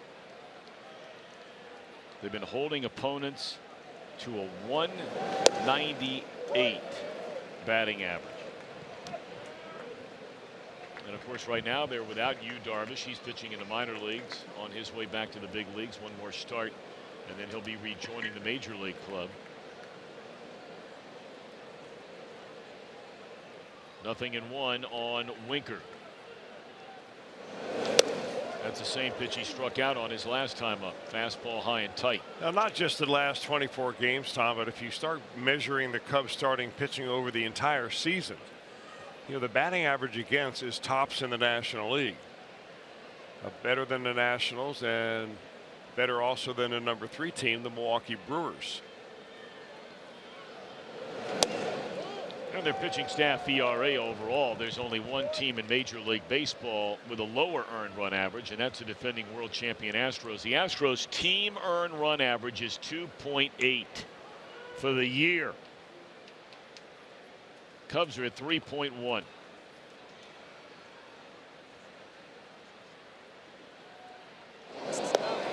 Ball and a rundown. And Rizzo had the ball squirt out of his glove. So Duvall able to get back there safely.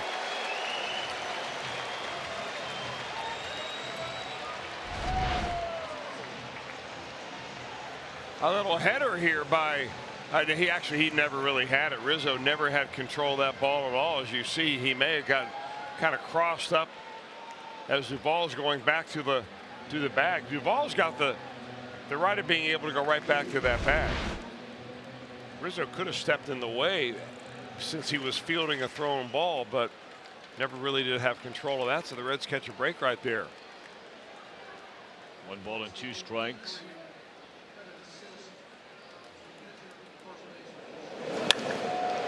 Base hit left field. So the Reds just keep putting guys on base after Quintana had retired 7 in a row. And 8 of the prior 9 he had faced. You know, I can't remember all of the base hits, but I will tell you that almost all of the hits that the Reds have had tonight have come off of Quintana's fastball. I'm really surprised at that last count after the botched pickoff play and the botched rundown that he had a 1-2 count on Jesse Winker, and he came right back in there with a fastball when no one has centered up his breaking ball yet. Single out, single, homer, walk, single. That's the way it started here in the Cincinnati 5th inning, trying to add to a 4-3 lead.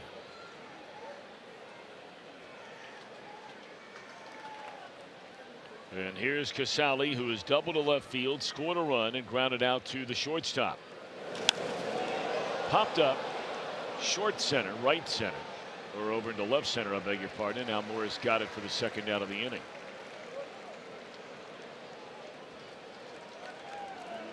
Rizzo was given an error on that play. On that rundown play. Actually goes as a caught stealing for Duvall, but then an error.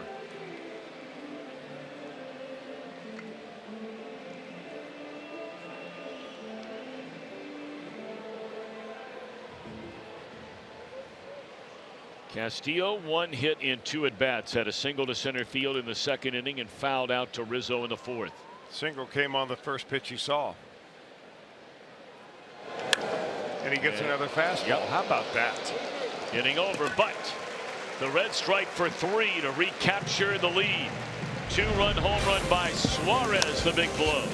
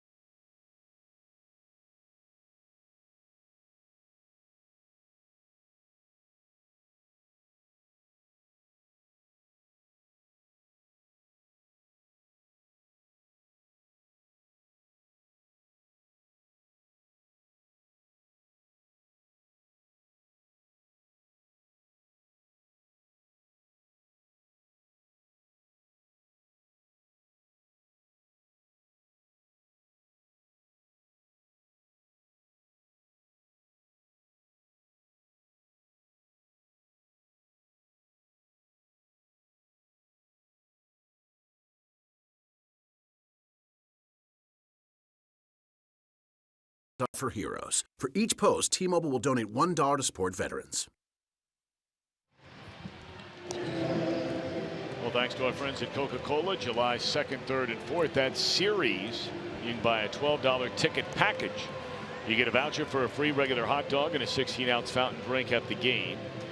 Plus, we have fireworks shows on the 3rd and the 4th this year. Remember, this great deal is only available through this ticket package.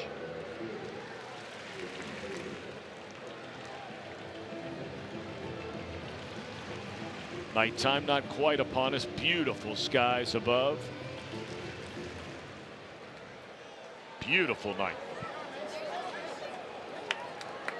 Hello, everybody. All of them. Seat out there. It's good stuff.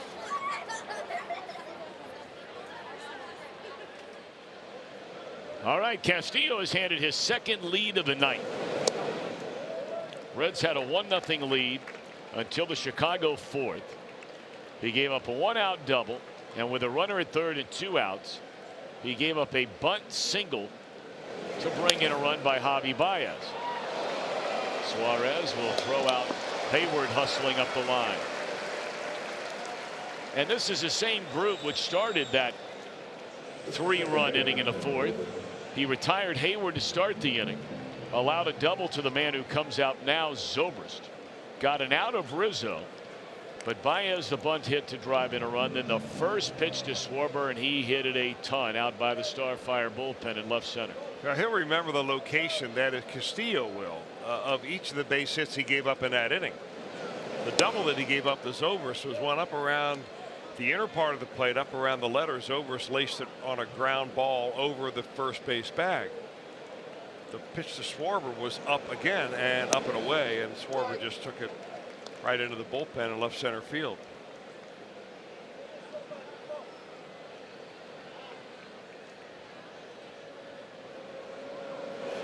And both of the pitches in that inning that caused the problems, you know, Zobrist and Schwarber, were early in the count before Castillo had a chance to kind of work his changeup magic.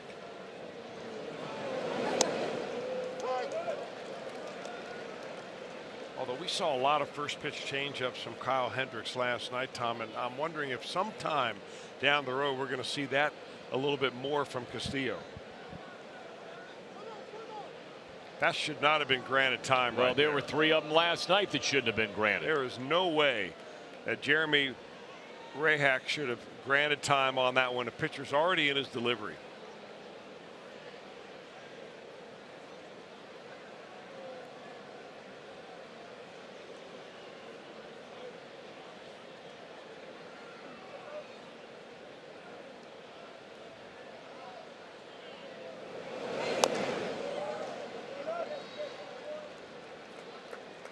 You be the judge here. Is Castillo already in his motion before time is called? Look at Zobrist's lips right here. How can you do that? The Major League Umpire Manual actually forbids that.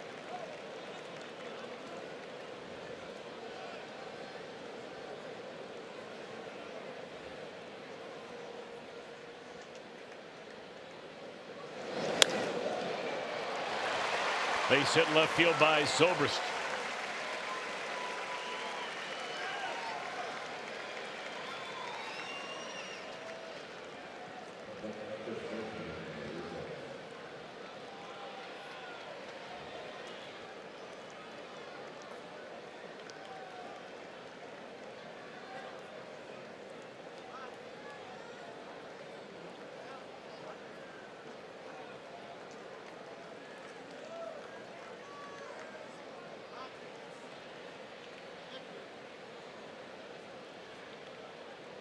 Here's Rizzo. Oh, he took a hearty cut on a first pitch fastball.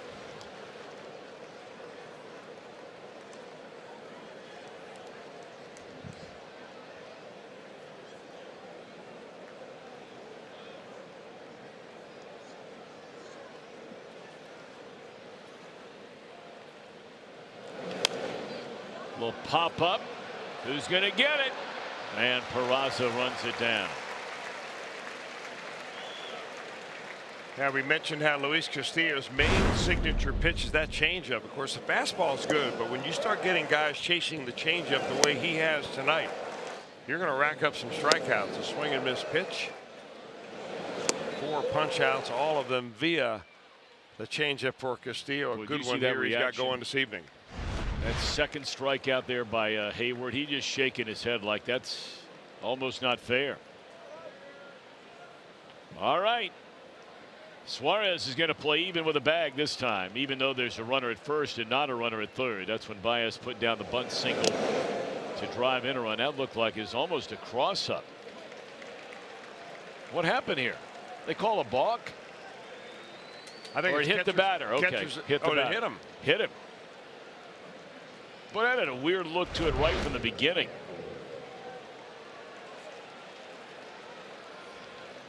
I guess it got his fingertips. And Jim Riggleman says he wants to look at that.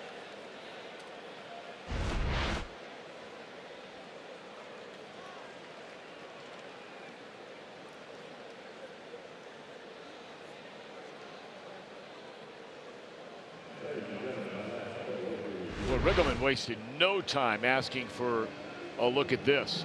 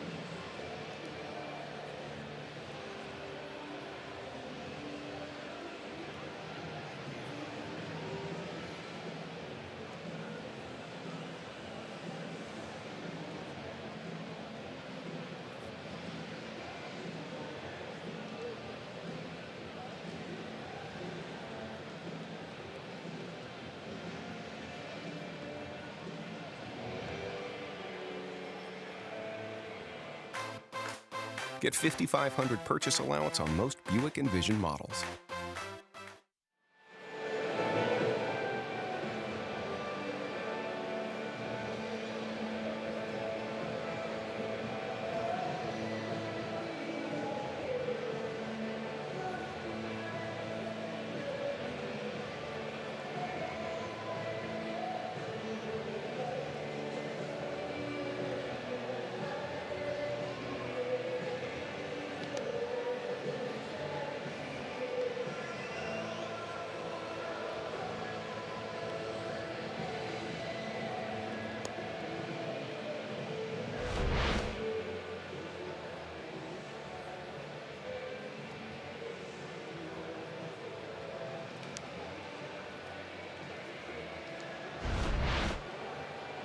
Here they go. We think. Call stands. So, well, now Jim Riggleman's going to come out. Is he coming to get the pitcher?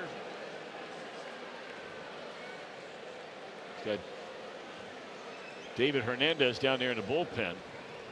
And that's all for Castillo. He goes 5 2/3 innings. Gives up 3 runs. Oh no, they're going to bring in the left-hander Crockett, just brought up from the minor leagues, to face Kyle Schwarber.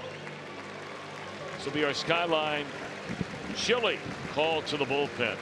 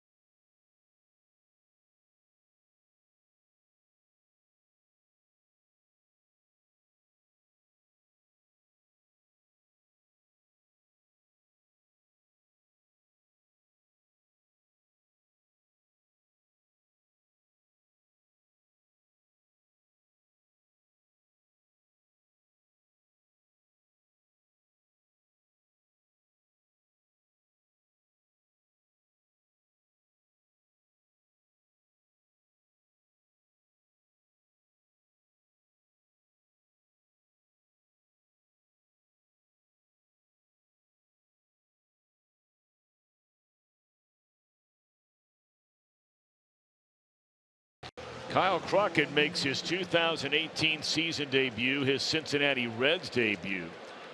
He's pitched in 107 major league games, all for the Indians, going back over the last 4 seasons, including just 4 games in 2017.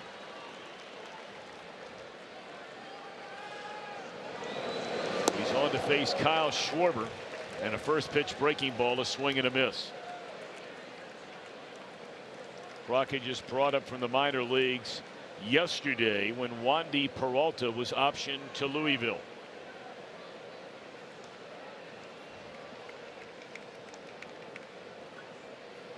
Nothing and 1 the count on Schwarber. Fastball, strike 2.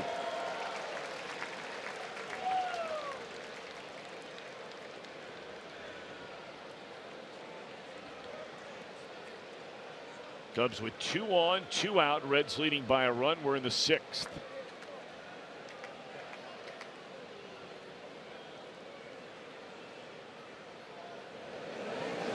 And was that a foul tip? Boy, I almost thought that ball had a sound. Didn't you think? It did have a funny sound to it. That's a lot of times where the home plate umpire will make the call based on the sound of it. Did not hit his bat, though.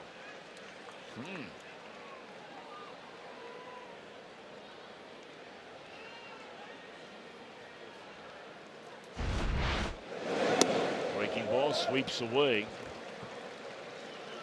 So after you get ahead 0-2, Schwarber has now worked it to 2-2. He had a 2-run home run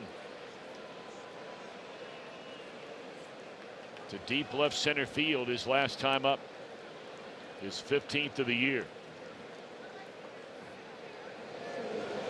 Strike 3 called on the outside corner. Schwarber knew it. Nice debut by Crockett. Stranding 2.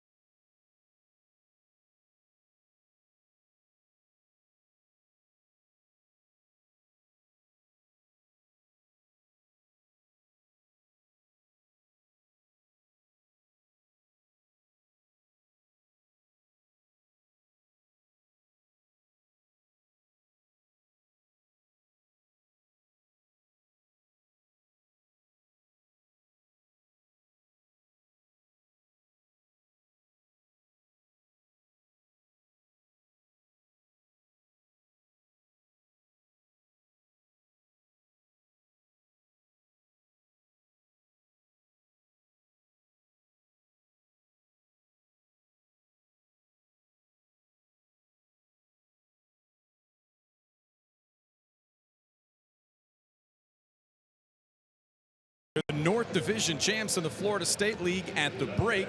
TJ Friedel on that list, just promoted to Pensacola, as well as Jose Siri as they start the second half in Daytona. Also, last year's second-round pick, Stuart Fairchild, has been promoted from Dayton to Daytona. So good stuff down on the farm right now for the Redlegs. Well, the big stud in that group they talk about is Taylor Trammell.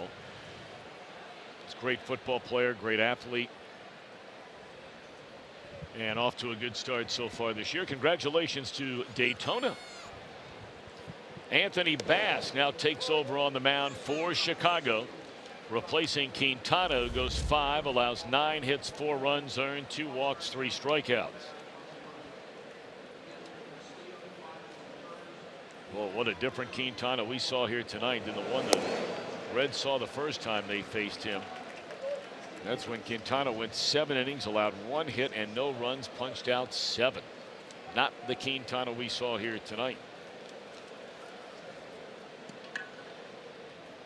Bass brought up on June the 11th. He's appeared in 6 games.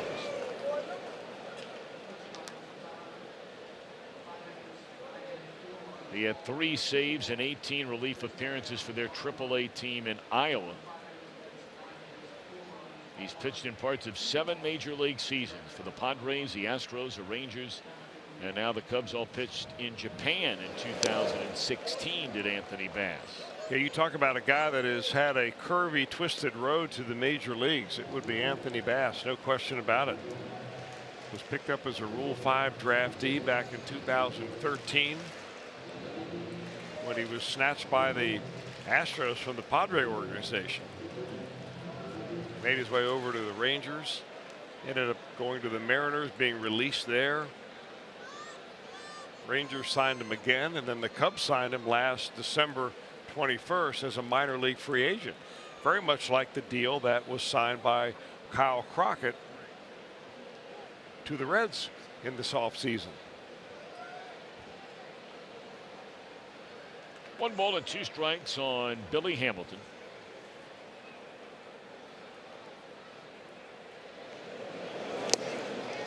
And Billy a foul tip into the mid of Jimenez. Strike 3 to begin the bottom of the 6th.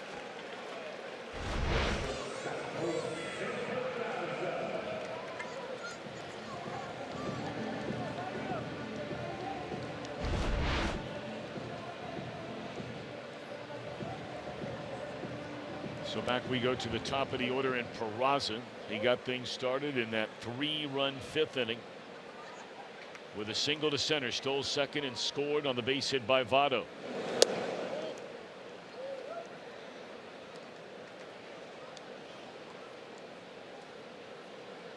Left-hander Brian Dunsing just rejoined the Cubs today. He had been on the bereavement list the last couple of days. They sent Justin Hancock back to the minor leagues. And of course, they're without their closer Brandon Morrow. That's been one of the biggest stories in baseball. As this ball's lifted into right center. Now Morrow, a very good outfielder, able to run it down. Yeah, that Brandon Morrow story, one of the more talked about stories in baseball, really for all the wrong reasons. Yep. He injured his back while getting undressed.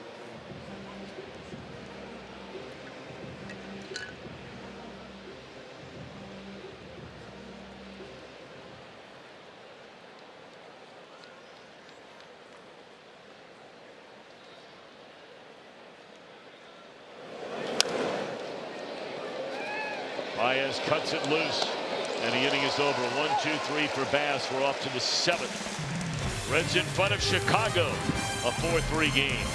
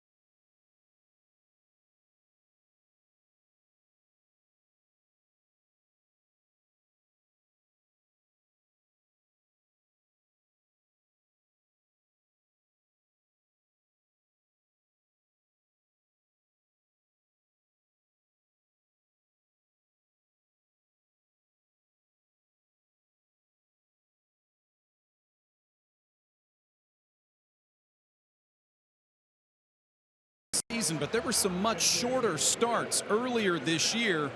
Better starts have allowed Hernandez and his bullpen mates to be more effective now in recent games.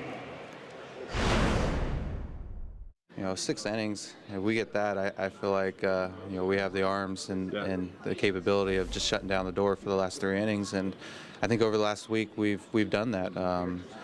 Obviously, we've still got a long ways to go, but I think if we can get 6 strong innings, 7, I think we'll be in good shape. Yeah, and that's proven to be the case here recently. Jim Riggleman likes the way he's been able to use his pen, especially with starts of 6, 7, 8 innings we've seen in this stretch of good pitching from the Reds. And that's now 10 straight starts of 5 or more innings by a Reds starting pitcher with 3 or fewer runs allowed. And here's Hernandez.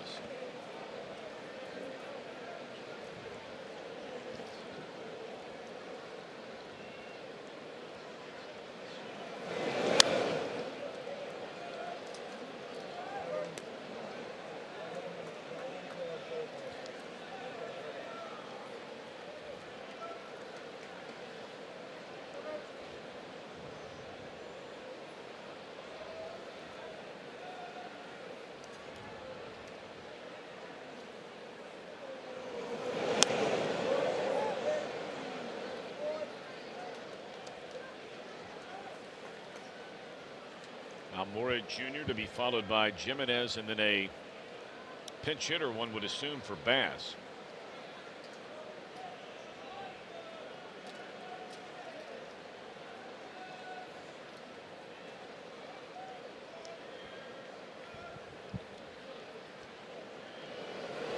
Swing and a miss. Well, you could hear Almora screaming at himself all the way up here on the third deck. Hard to scream and swing at the same time and make contact. You know, the one thing that Hernandez does with his pitching delivery, I think it's worth noting, is that he really finishes his pitches, whether it's a fastball or a breaking ball. I mean, he just gets out there and he just pulls the pitch down at the very end.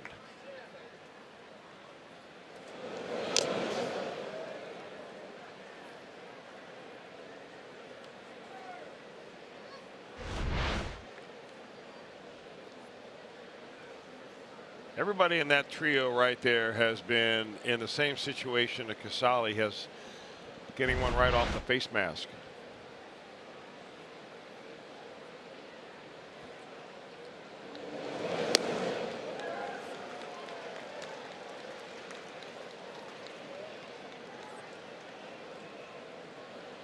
Ian Happ has moved into the on-deck circle. That is a pitcher spot due up next. 0-2 on Jimenez.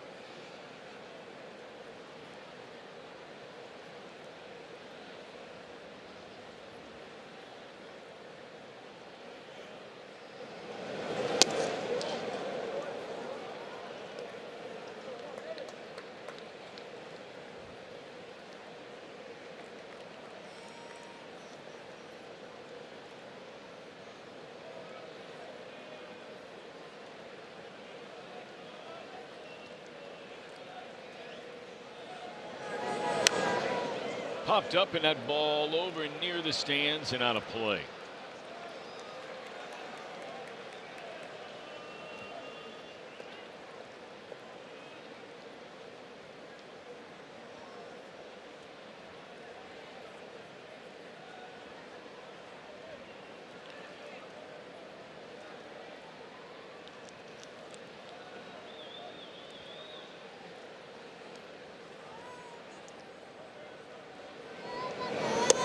And a miss, and Hernandez with back-to-back punch-outs here in the 7th inning. Boy, he really moves the ball around the zone, doesn't he? I mean, when he gets that fastball, it's up and out of the zone or inside, then he throws that slider down and away. Looks like a strike coming out of his hand and just disappears.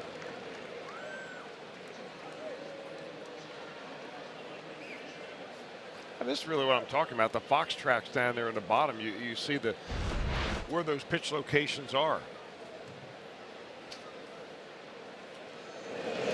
Ian Happ shoots it into left field, and Duvall with a shoe top catch. What a great jump Duvall got on that ball. He's an outstanding defender, as we know. This is a big-time play in a big-time moment.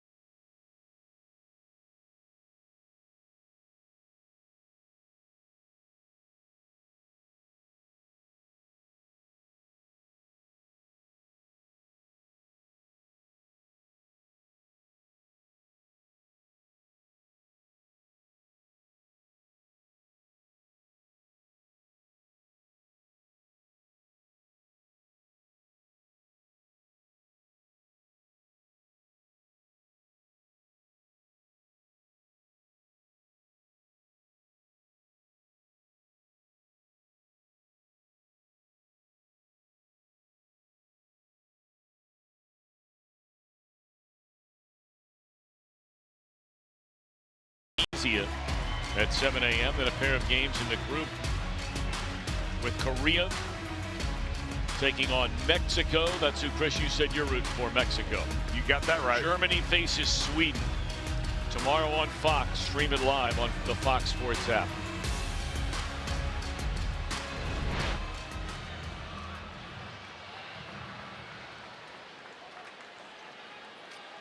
All right, Cubs going to go to their bullpen once more.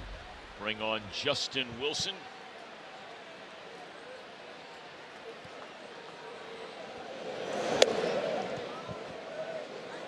We've seen Wilson a number of times through the years.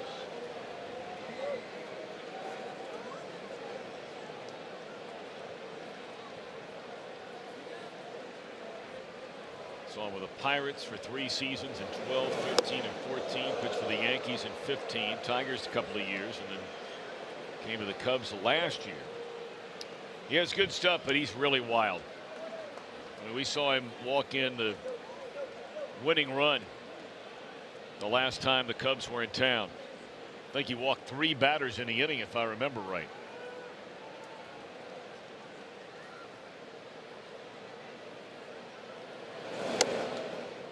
Two and one. Novato has 2 hits and 3 at bats. Knocked in a run with a single in the 5th. In front of the Suarez home run. Joey 2 for 8, 3 walks, 3 strikeouts in his career against Wilson.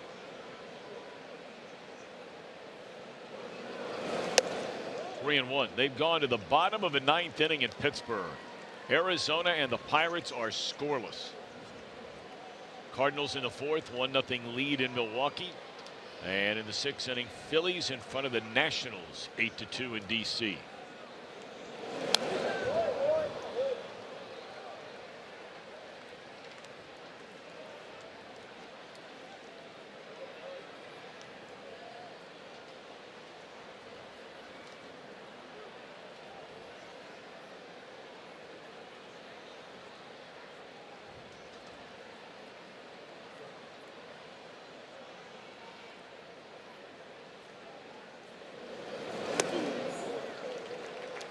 There's ball for Novato. We talked about the wildness of Wilson. Yeah, he walks nearly a batter an inning, but he overall that's his numbers, but he also walks a batter each time he comes out there. You know, not normally more than 1, although his last time out he walked only 1 batter, but it's kind of uncanny. It's almost like you can pretty much guaranteed the sun's coming up, and Justin Wilson's going to walk one batter in this inning somewhere.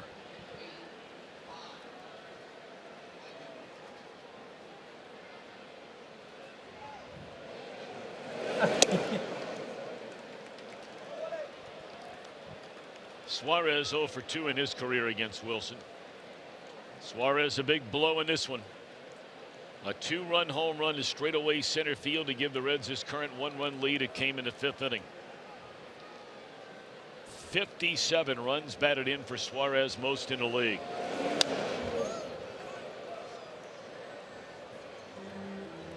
Boy, that was a good cut he had on that fastball right there. Just a hair late and fouled it straight back.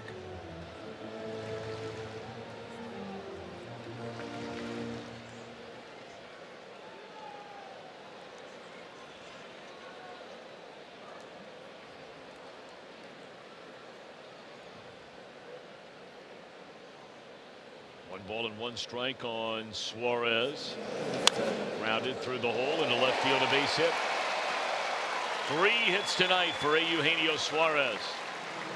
And the first 2 aboard against Wilson here in the Cincinnati 7th. Well, Wilson gets a ground ball that he's looking for, maybe a double play type ground ball, but this one to the left of the first or the third baseman as Brian dives, can't even stop it. We were talking about Wilson's last time here pitching in this ballpark. That was in the 11th inning, the game the Reds won, the first game of a day-night doubleheader. He faced 4 batters, walk, single, walk, and a bases loaded walk to Billy Hamilton that ended the game. I think that was a game started by Luis Castillo.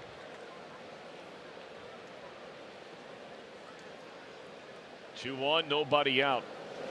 And Duvall loops one into shallow center that'll fall in for a hit. Votto read it all the way and easily scores from second base. 5-3 Redlegs.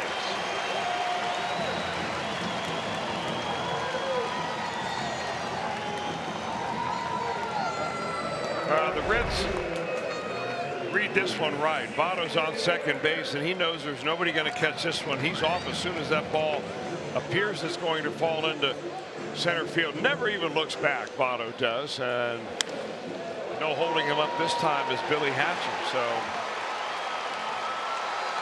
that's a great read by Votto. Well, you really make your read before the pitch is thrown. You check your outfielders to see where they are so that you have a really good idea based on the speed and the trajectory of the ball. Did you say Votto just wave hi to you at home? Did everybody just see that? He just waved at everybody. Let me take a look at this. He's fired up. And then he sees that. Well, hello. Billy thought it was funny. Yeah, it was funny. Really funny.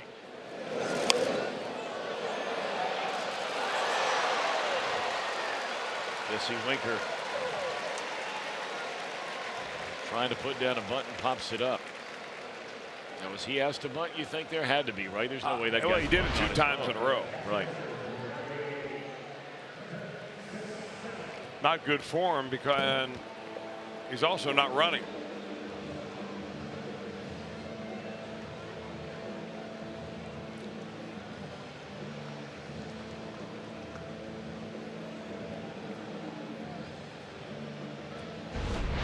They're going to check on Wilson. Got the trainer out there, Joe Madden out there. Did he hurt himself when he dove for that ball? That's standard operating procedure. Anytime a pitcher has to leave his feet, they have to come check him out.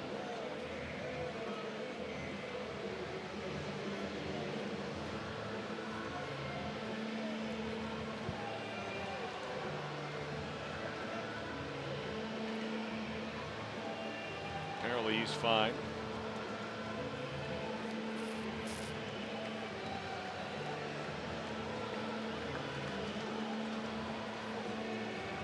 Boy, Rizzo can talk, can he? You and I were walking out of the ballpark. Remember that a couple years ago? We were walking out of the ballpark that night. I think the pitcher told him to zip it up.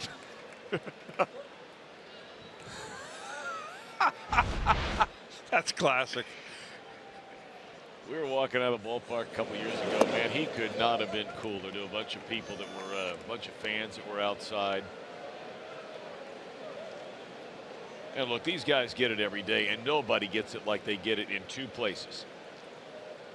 And that would be Chicago with the Cubs and the Red Sox in Boston. The Yankees don't get it like those two teams get it. Play to second, and they turn it over and get the double play on Casale to end the inning. But the Reds get a big run. Cubs will bat in the 8th with the Reds up 2.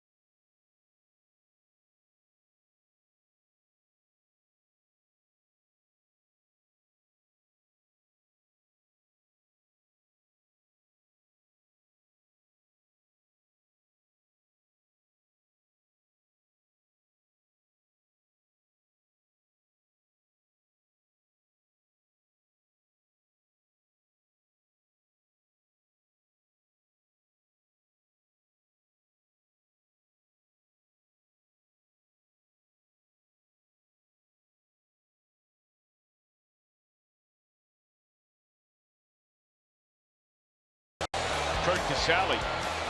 But then the Cubs would rally in a 4th against Luis Castillo. They got a bunt single to tie the game by Baez, and then a 2-run home run by Schwarber to go up 3-1. Stayed that way until the 5th. Votto knocked in Peraza, singled and stolen base to begin the inning. And then the very next batter, Suarez, put the Reds on top with a drive to the deepest part of right center field. Reds will tack on a run, and they just completed 7. And here we go in the 8th. David Hernandez threw a total of 10 pitches in a 1-2-3-7, so he's still in there, and the Reds have made one change on defense out in right field. Jesse Winker out of the game, replaced by Phillip Ervin. Top of the order, Bryant 0 for 3. Strikeout, strikeout, ground ball to Peraza.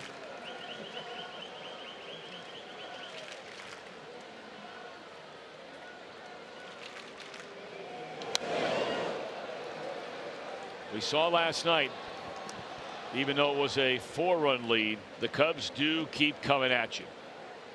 They loaded the bases in the 7th inning before Garrett struck out Rizzo.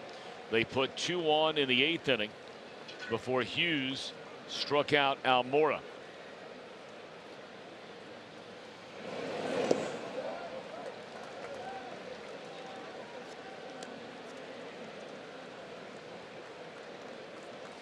Hayward to follow, and then Zobrist.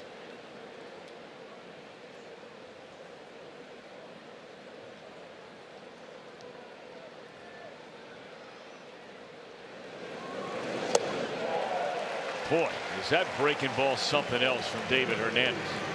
He has struck out 3 of the 4 he's faced. Watch him finish this at the very end. I mean, really pulls it down with his whole body.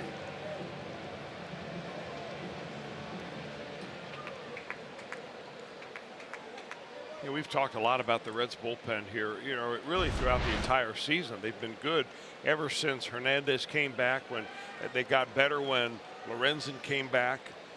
I mean, they are pretty much healthy and ready to go right now. Hayward 0 for 3, a strikeout, a ground out to second, a ground ball to third.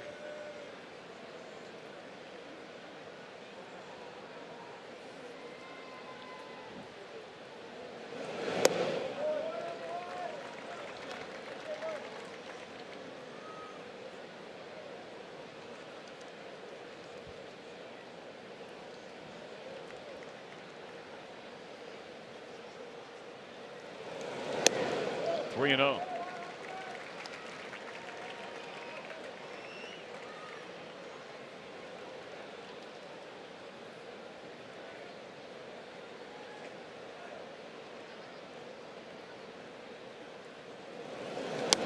And there's a strike to Hayward. 3-1.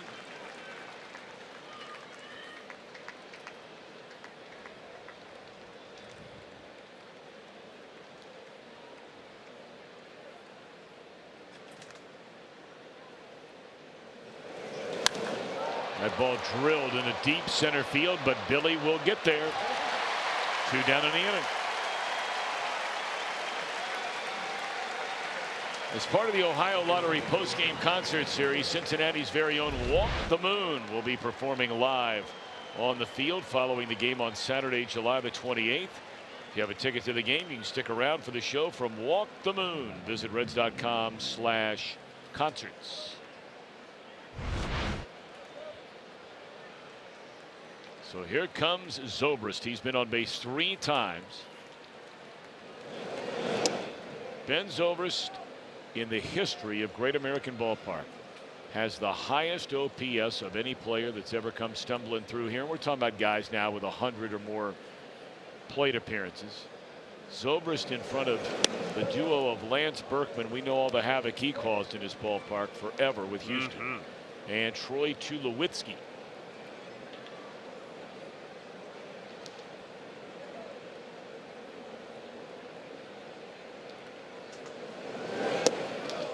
It's hard to believe until you watch him when they come to town, because it does seem like every time they come to town, this guy's knocking the cover off the ball or getting on base.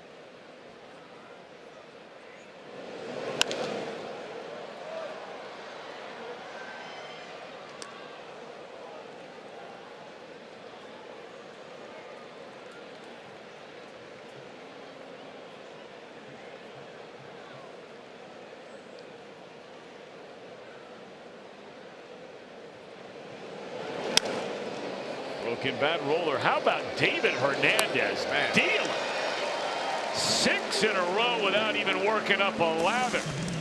One hard hit ball in the bunch.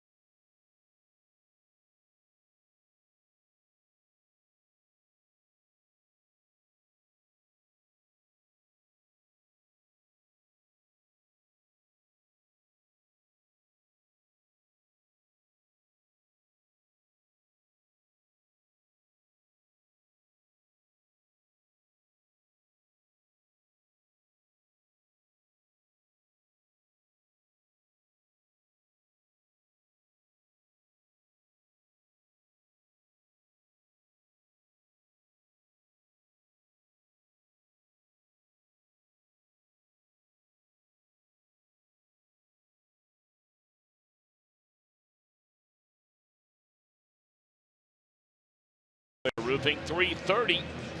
We get started tomorrow. And on Sunday, why not make Great American Ballpark your family destination? Thanks to our friends at Klosterman Bakery, celebrating 125 years in Cincinnati.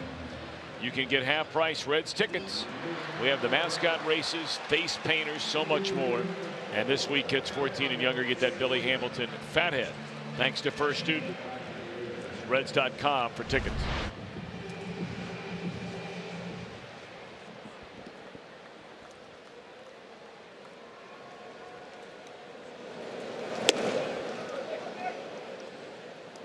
New pitcher, the left-hander. We saw him last night for the Cubs. Rob Zastryzny comes in the game, 4th time overall.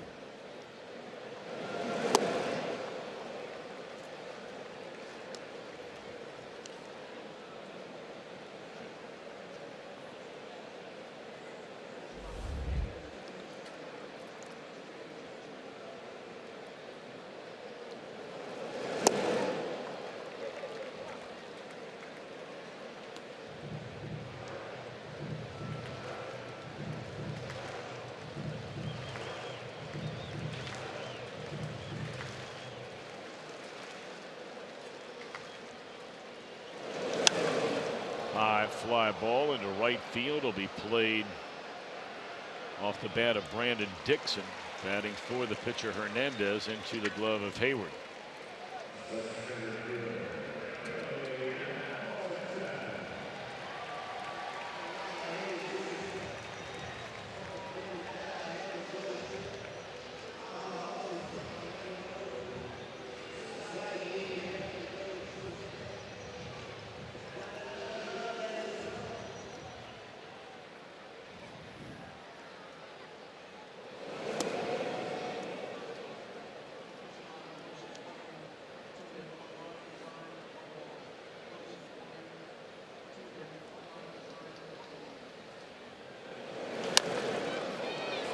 Down to third.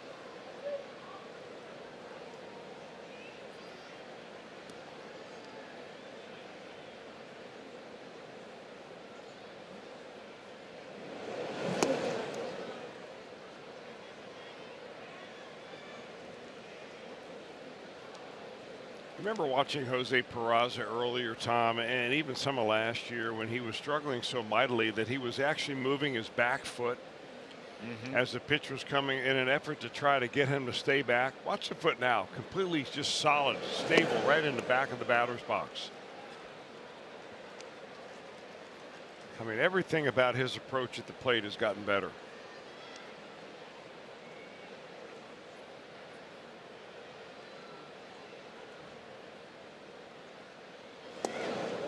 And here's ball 4 to Peraza.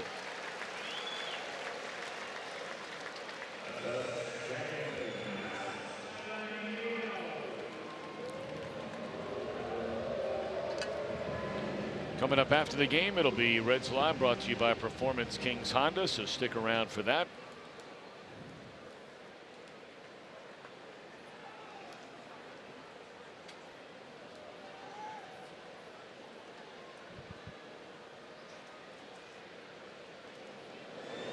Breaking ball inside.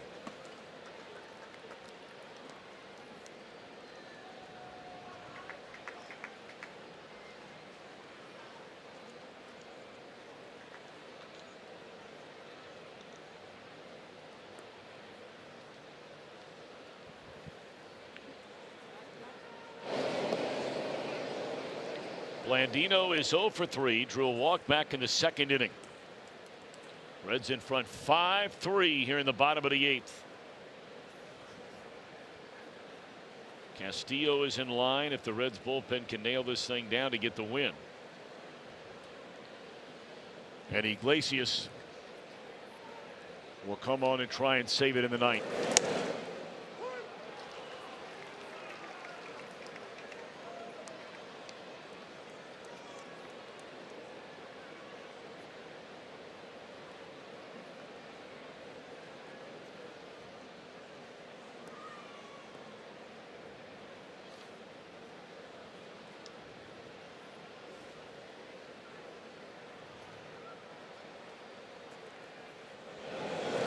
Runner goes, throw down to second base, not going to be in time. Peraza, his third stolen base of the game. He came in with 10 all year.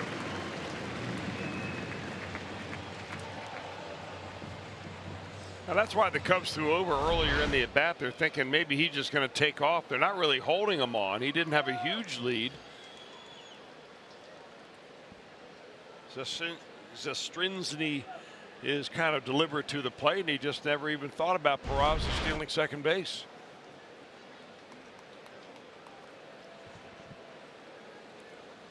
Second time in Peraza's career he has 3 stolen bases in a game. He also did it against the Cubs back in October of 16 when he was first brought up to the big leagues.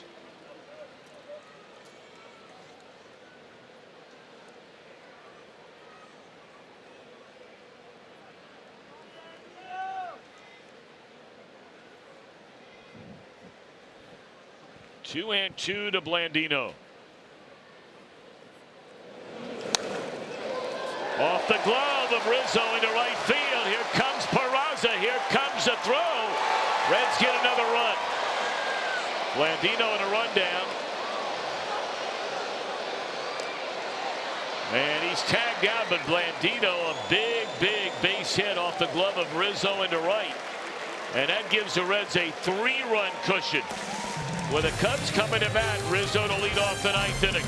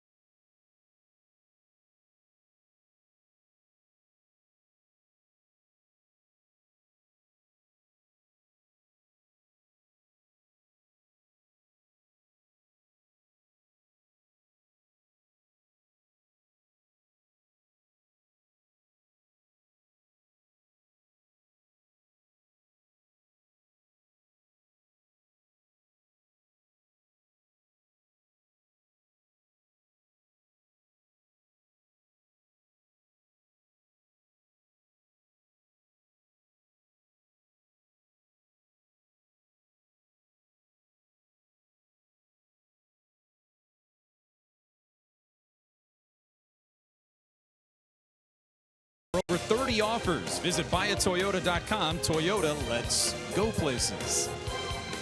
Let's check out a showstopper. We've got Seattle at Fenway Park in Boston, and designated hitter for the Mariners, Nelson Cruz. He's having himself a ball game. A perfect 4 for 4 on the night. A couple of 3-run home runs. Do the math. He's driven in 7 now in the game, and the M's might need that and more to get out of Boston with a win. Right now they're in the 7th, leading 10-9. Our pre- and post-game producer, Kent Dream Weaver's daughter, Maggie, cheering on in the seats from Fenway. Very nice. All right, Cubs bat in the 9th inning, and on the first pitch from Iglesias, it is popped up, and Billy Hamilton's got it for out number 1. You'll take that all day, every day.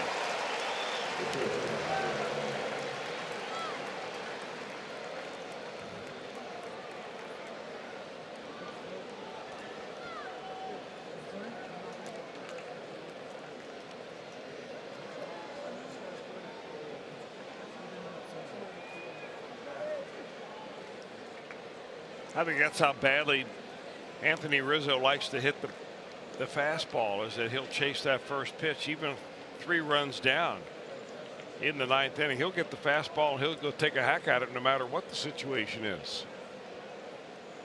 Iglesias with a chance to pick up the save. 2 outs away. Hughes got the save here last night. Iglesias saving the game before that. This would be his 12th. He's blown 2. Reds pitching has held this very good Chicago offense to 4 hits in this game so far here tonight. What a job done by Crockett Hernandez. Yeah. Wow. And Castillo. And Castillo, you're right. I mean, made a bad pitch to Schwarber that counted for a couple of runs, but really other than that, he threw the ball extremely well.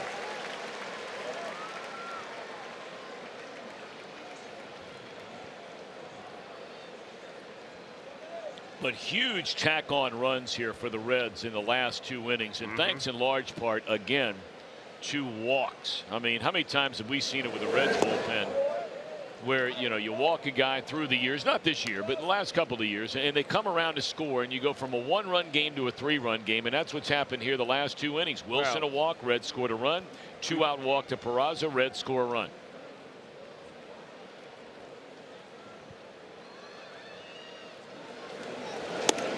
And gone swinging Baez. The Cubs have not had a hit since the 6th inning.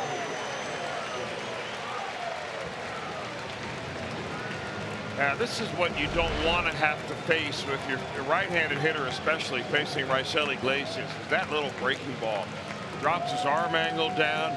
He freezes you a little bit because he comes sidearm. And if he throws it on the outer part of the plate, you have no chance.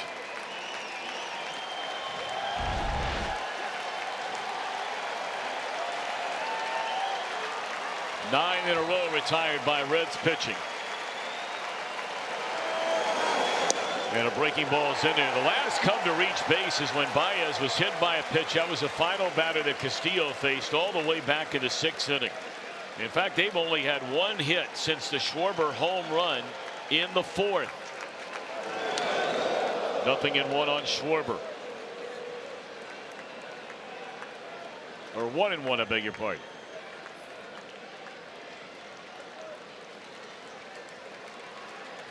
This Reds team trying to make it 5 straight wins.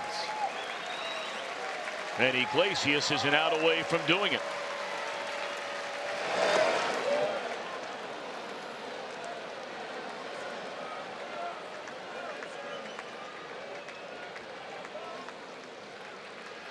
Castillo 5 2/3, allowed 4 hits, 3 runs. Crockett a big strikeout in his Reds debut, and it's ought to do it. 5 in a row for the Redlegs, and back-to-back wins against the Cubbies.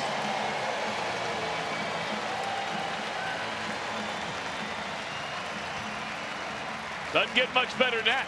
Well, you're not kidding about that. This has been a pretty good team for the Cubs to come in and play against over the last few years, but the momentum has certainly changed. The worm has turned, and the Reds have won 2 in a row against the Cubs and 5 in a row overall. They're flicking the lights on and off here at Great American Ballpark, and that's a good sign. All right, final score of 6-3. Reds win it. We'll be back with more in a moment.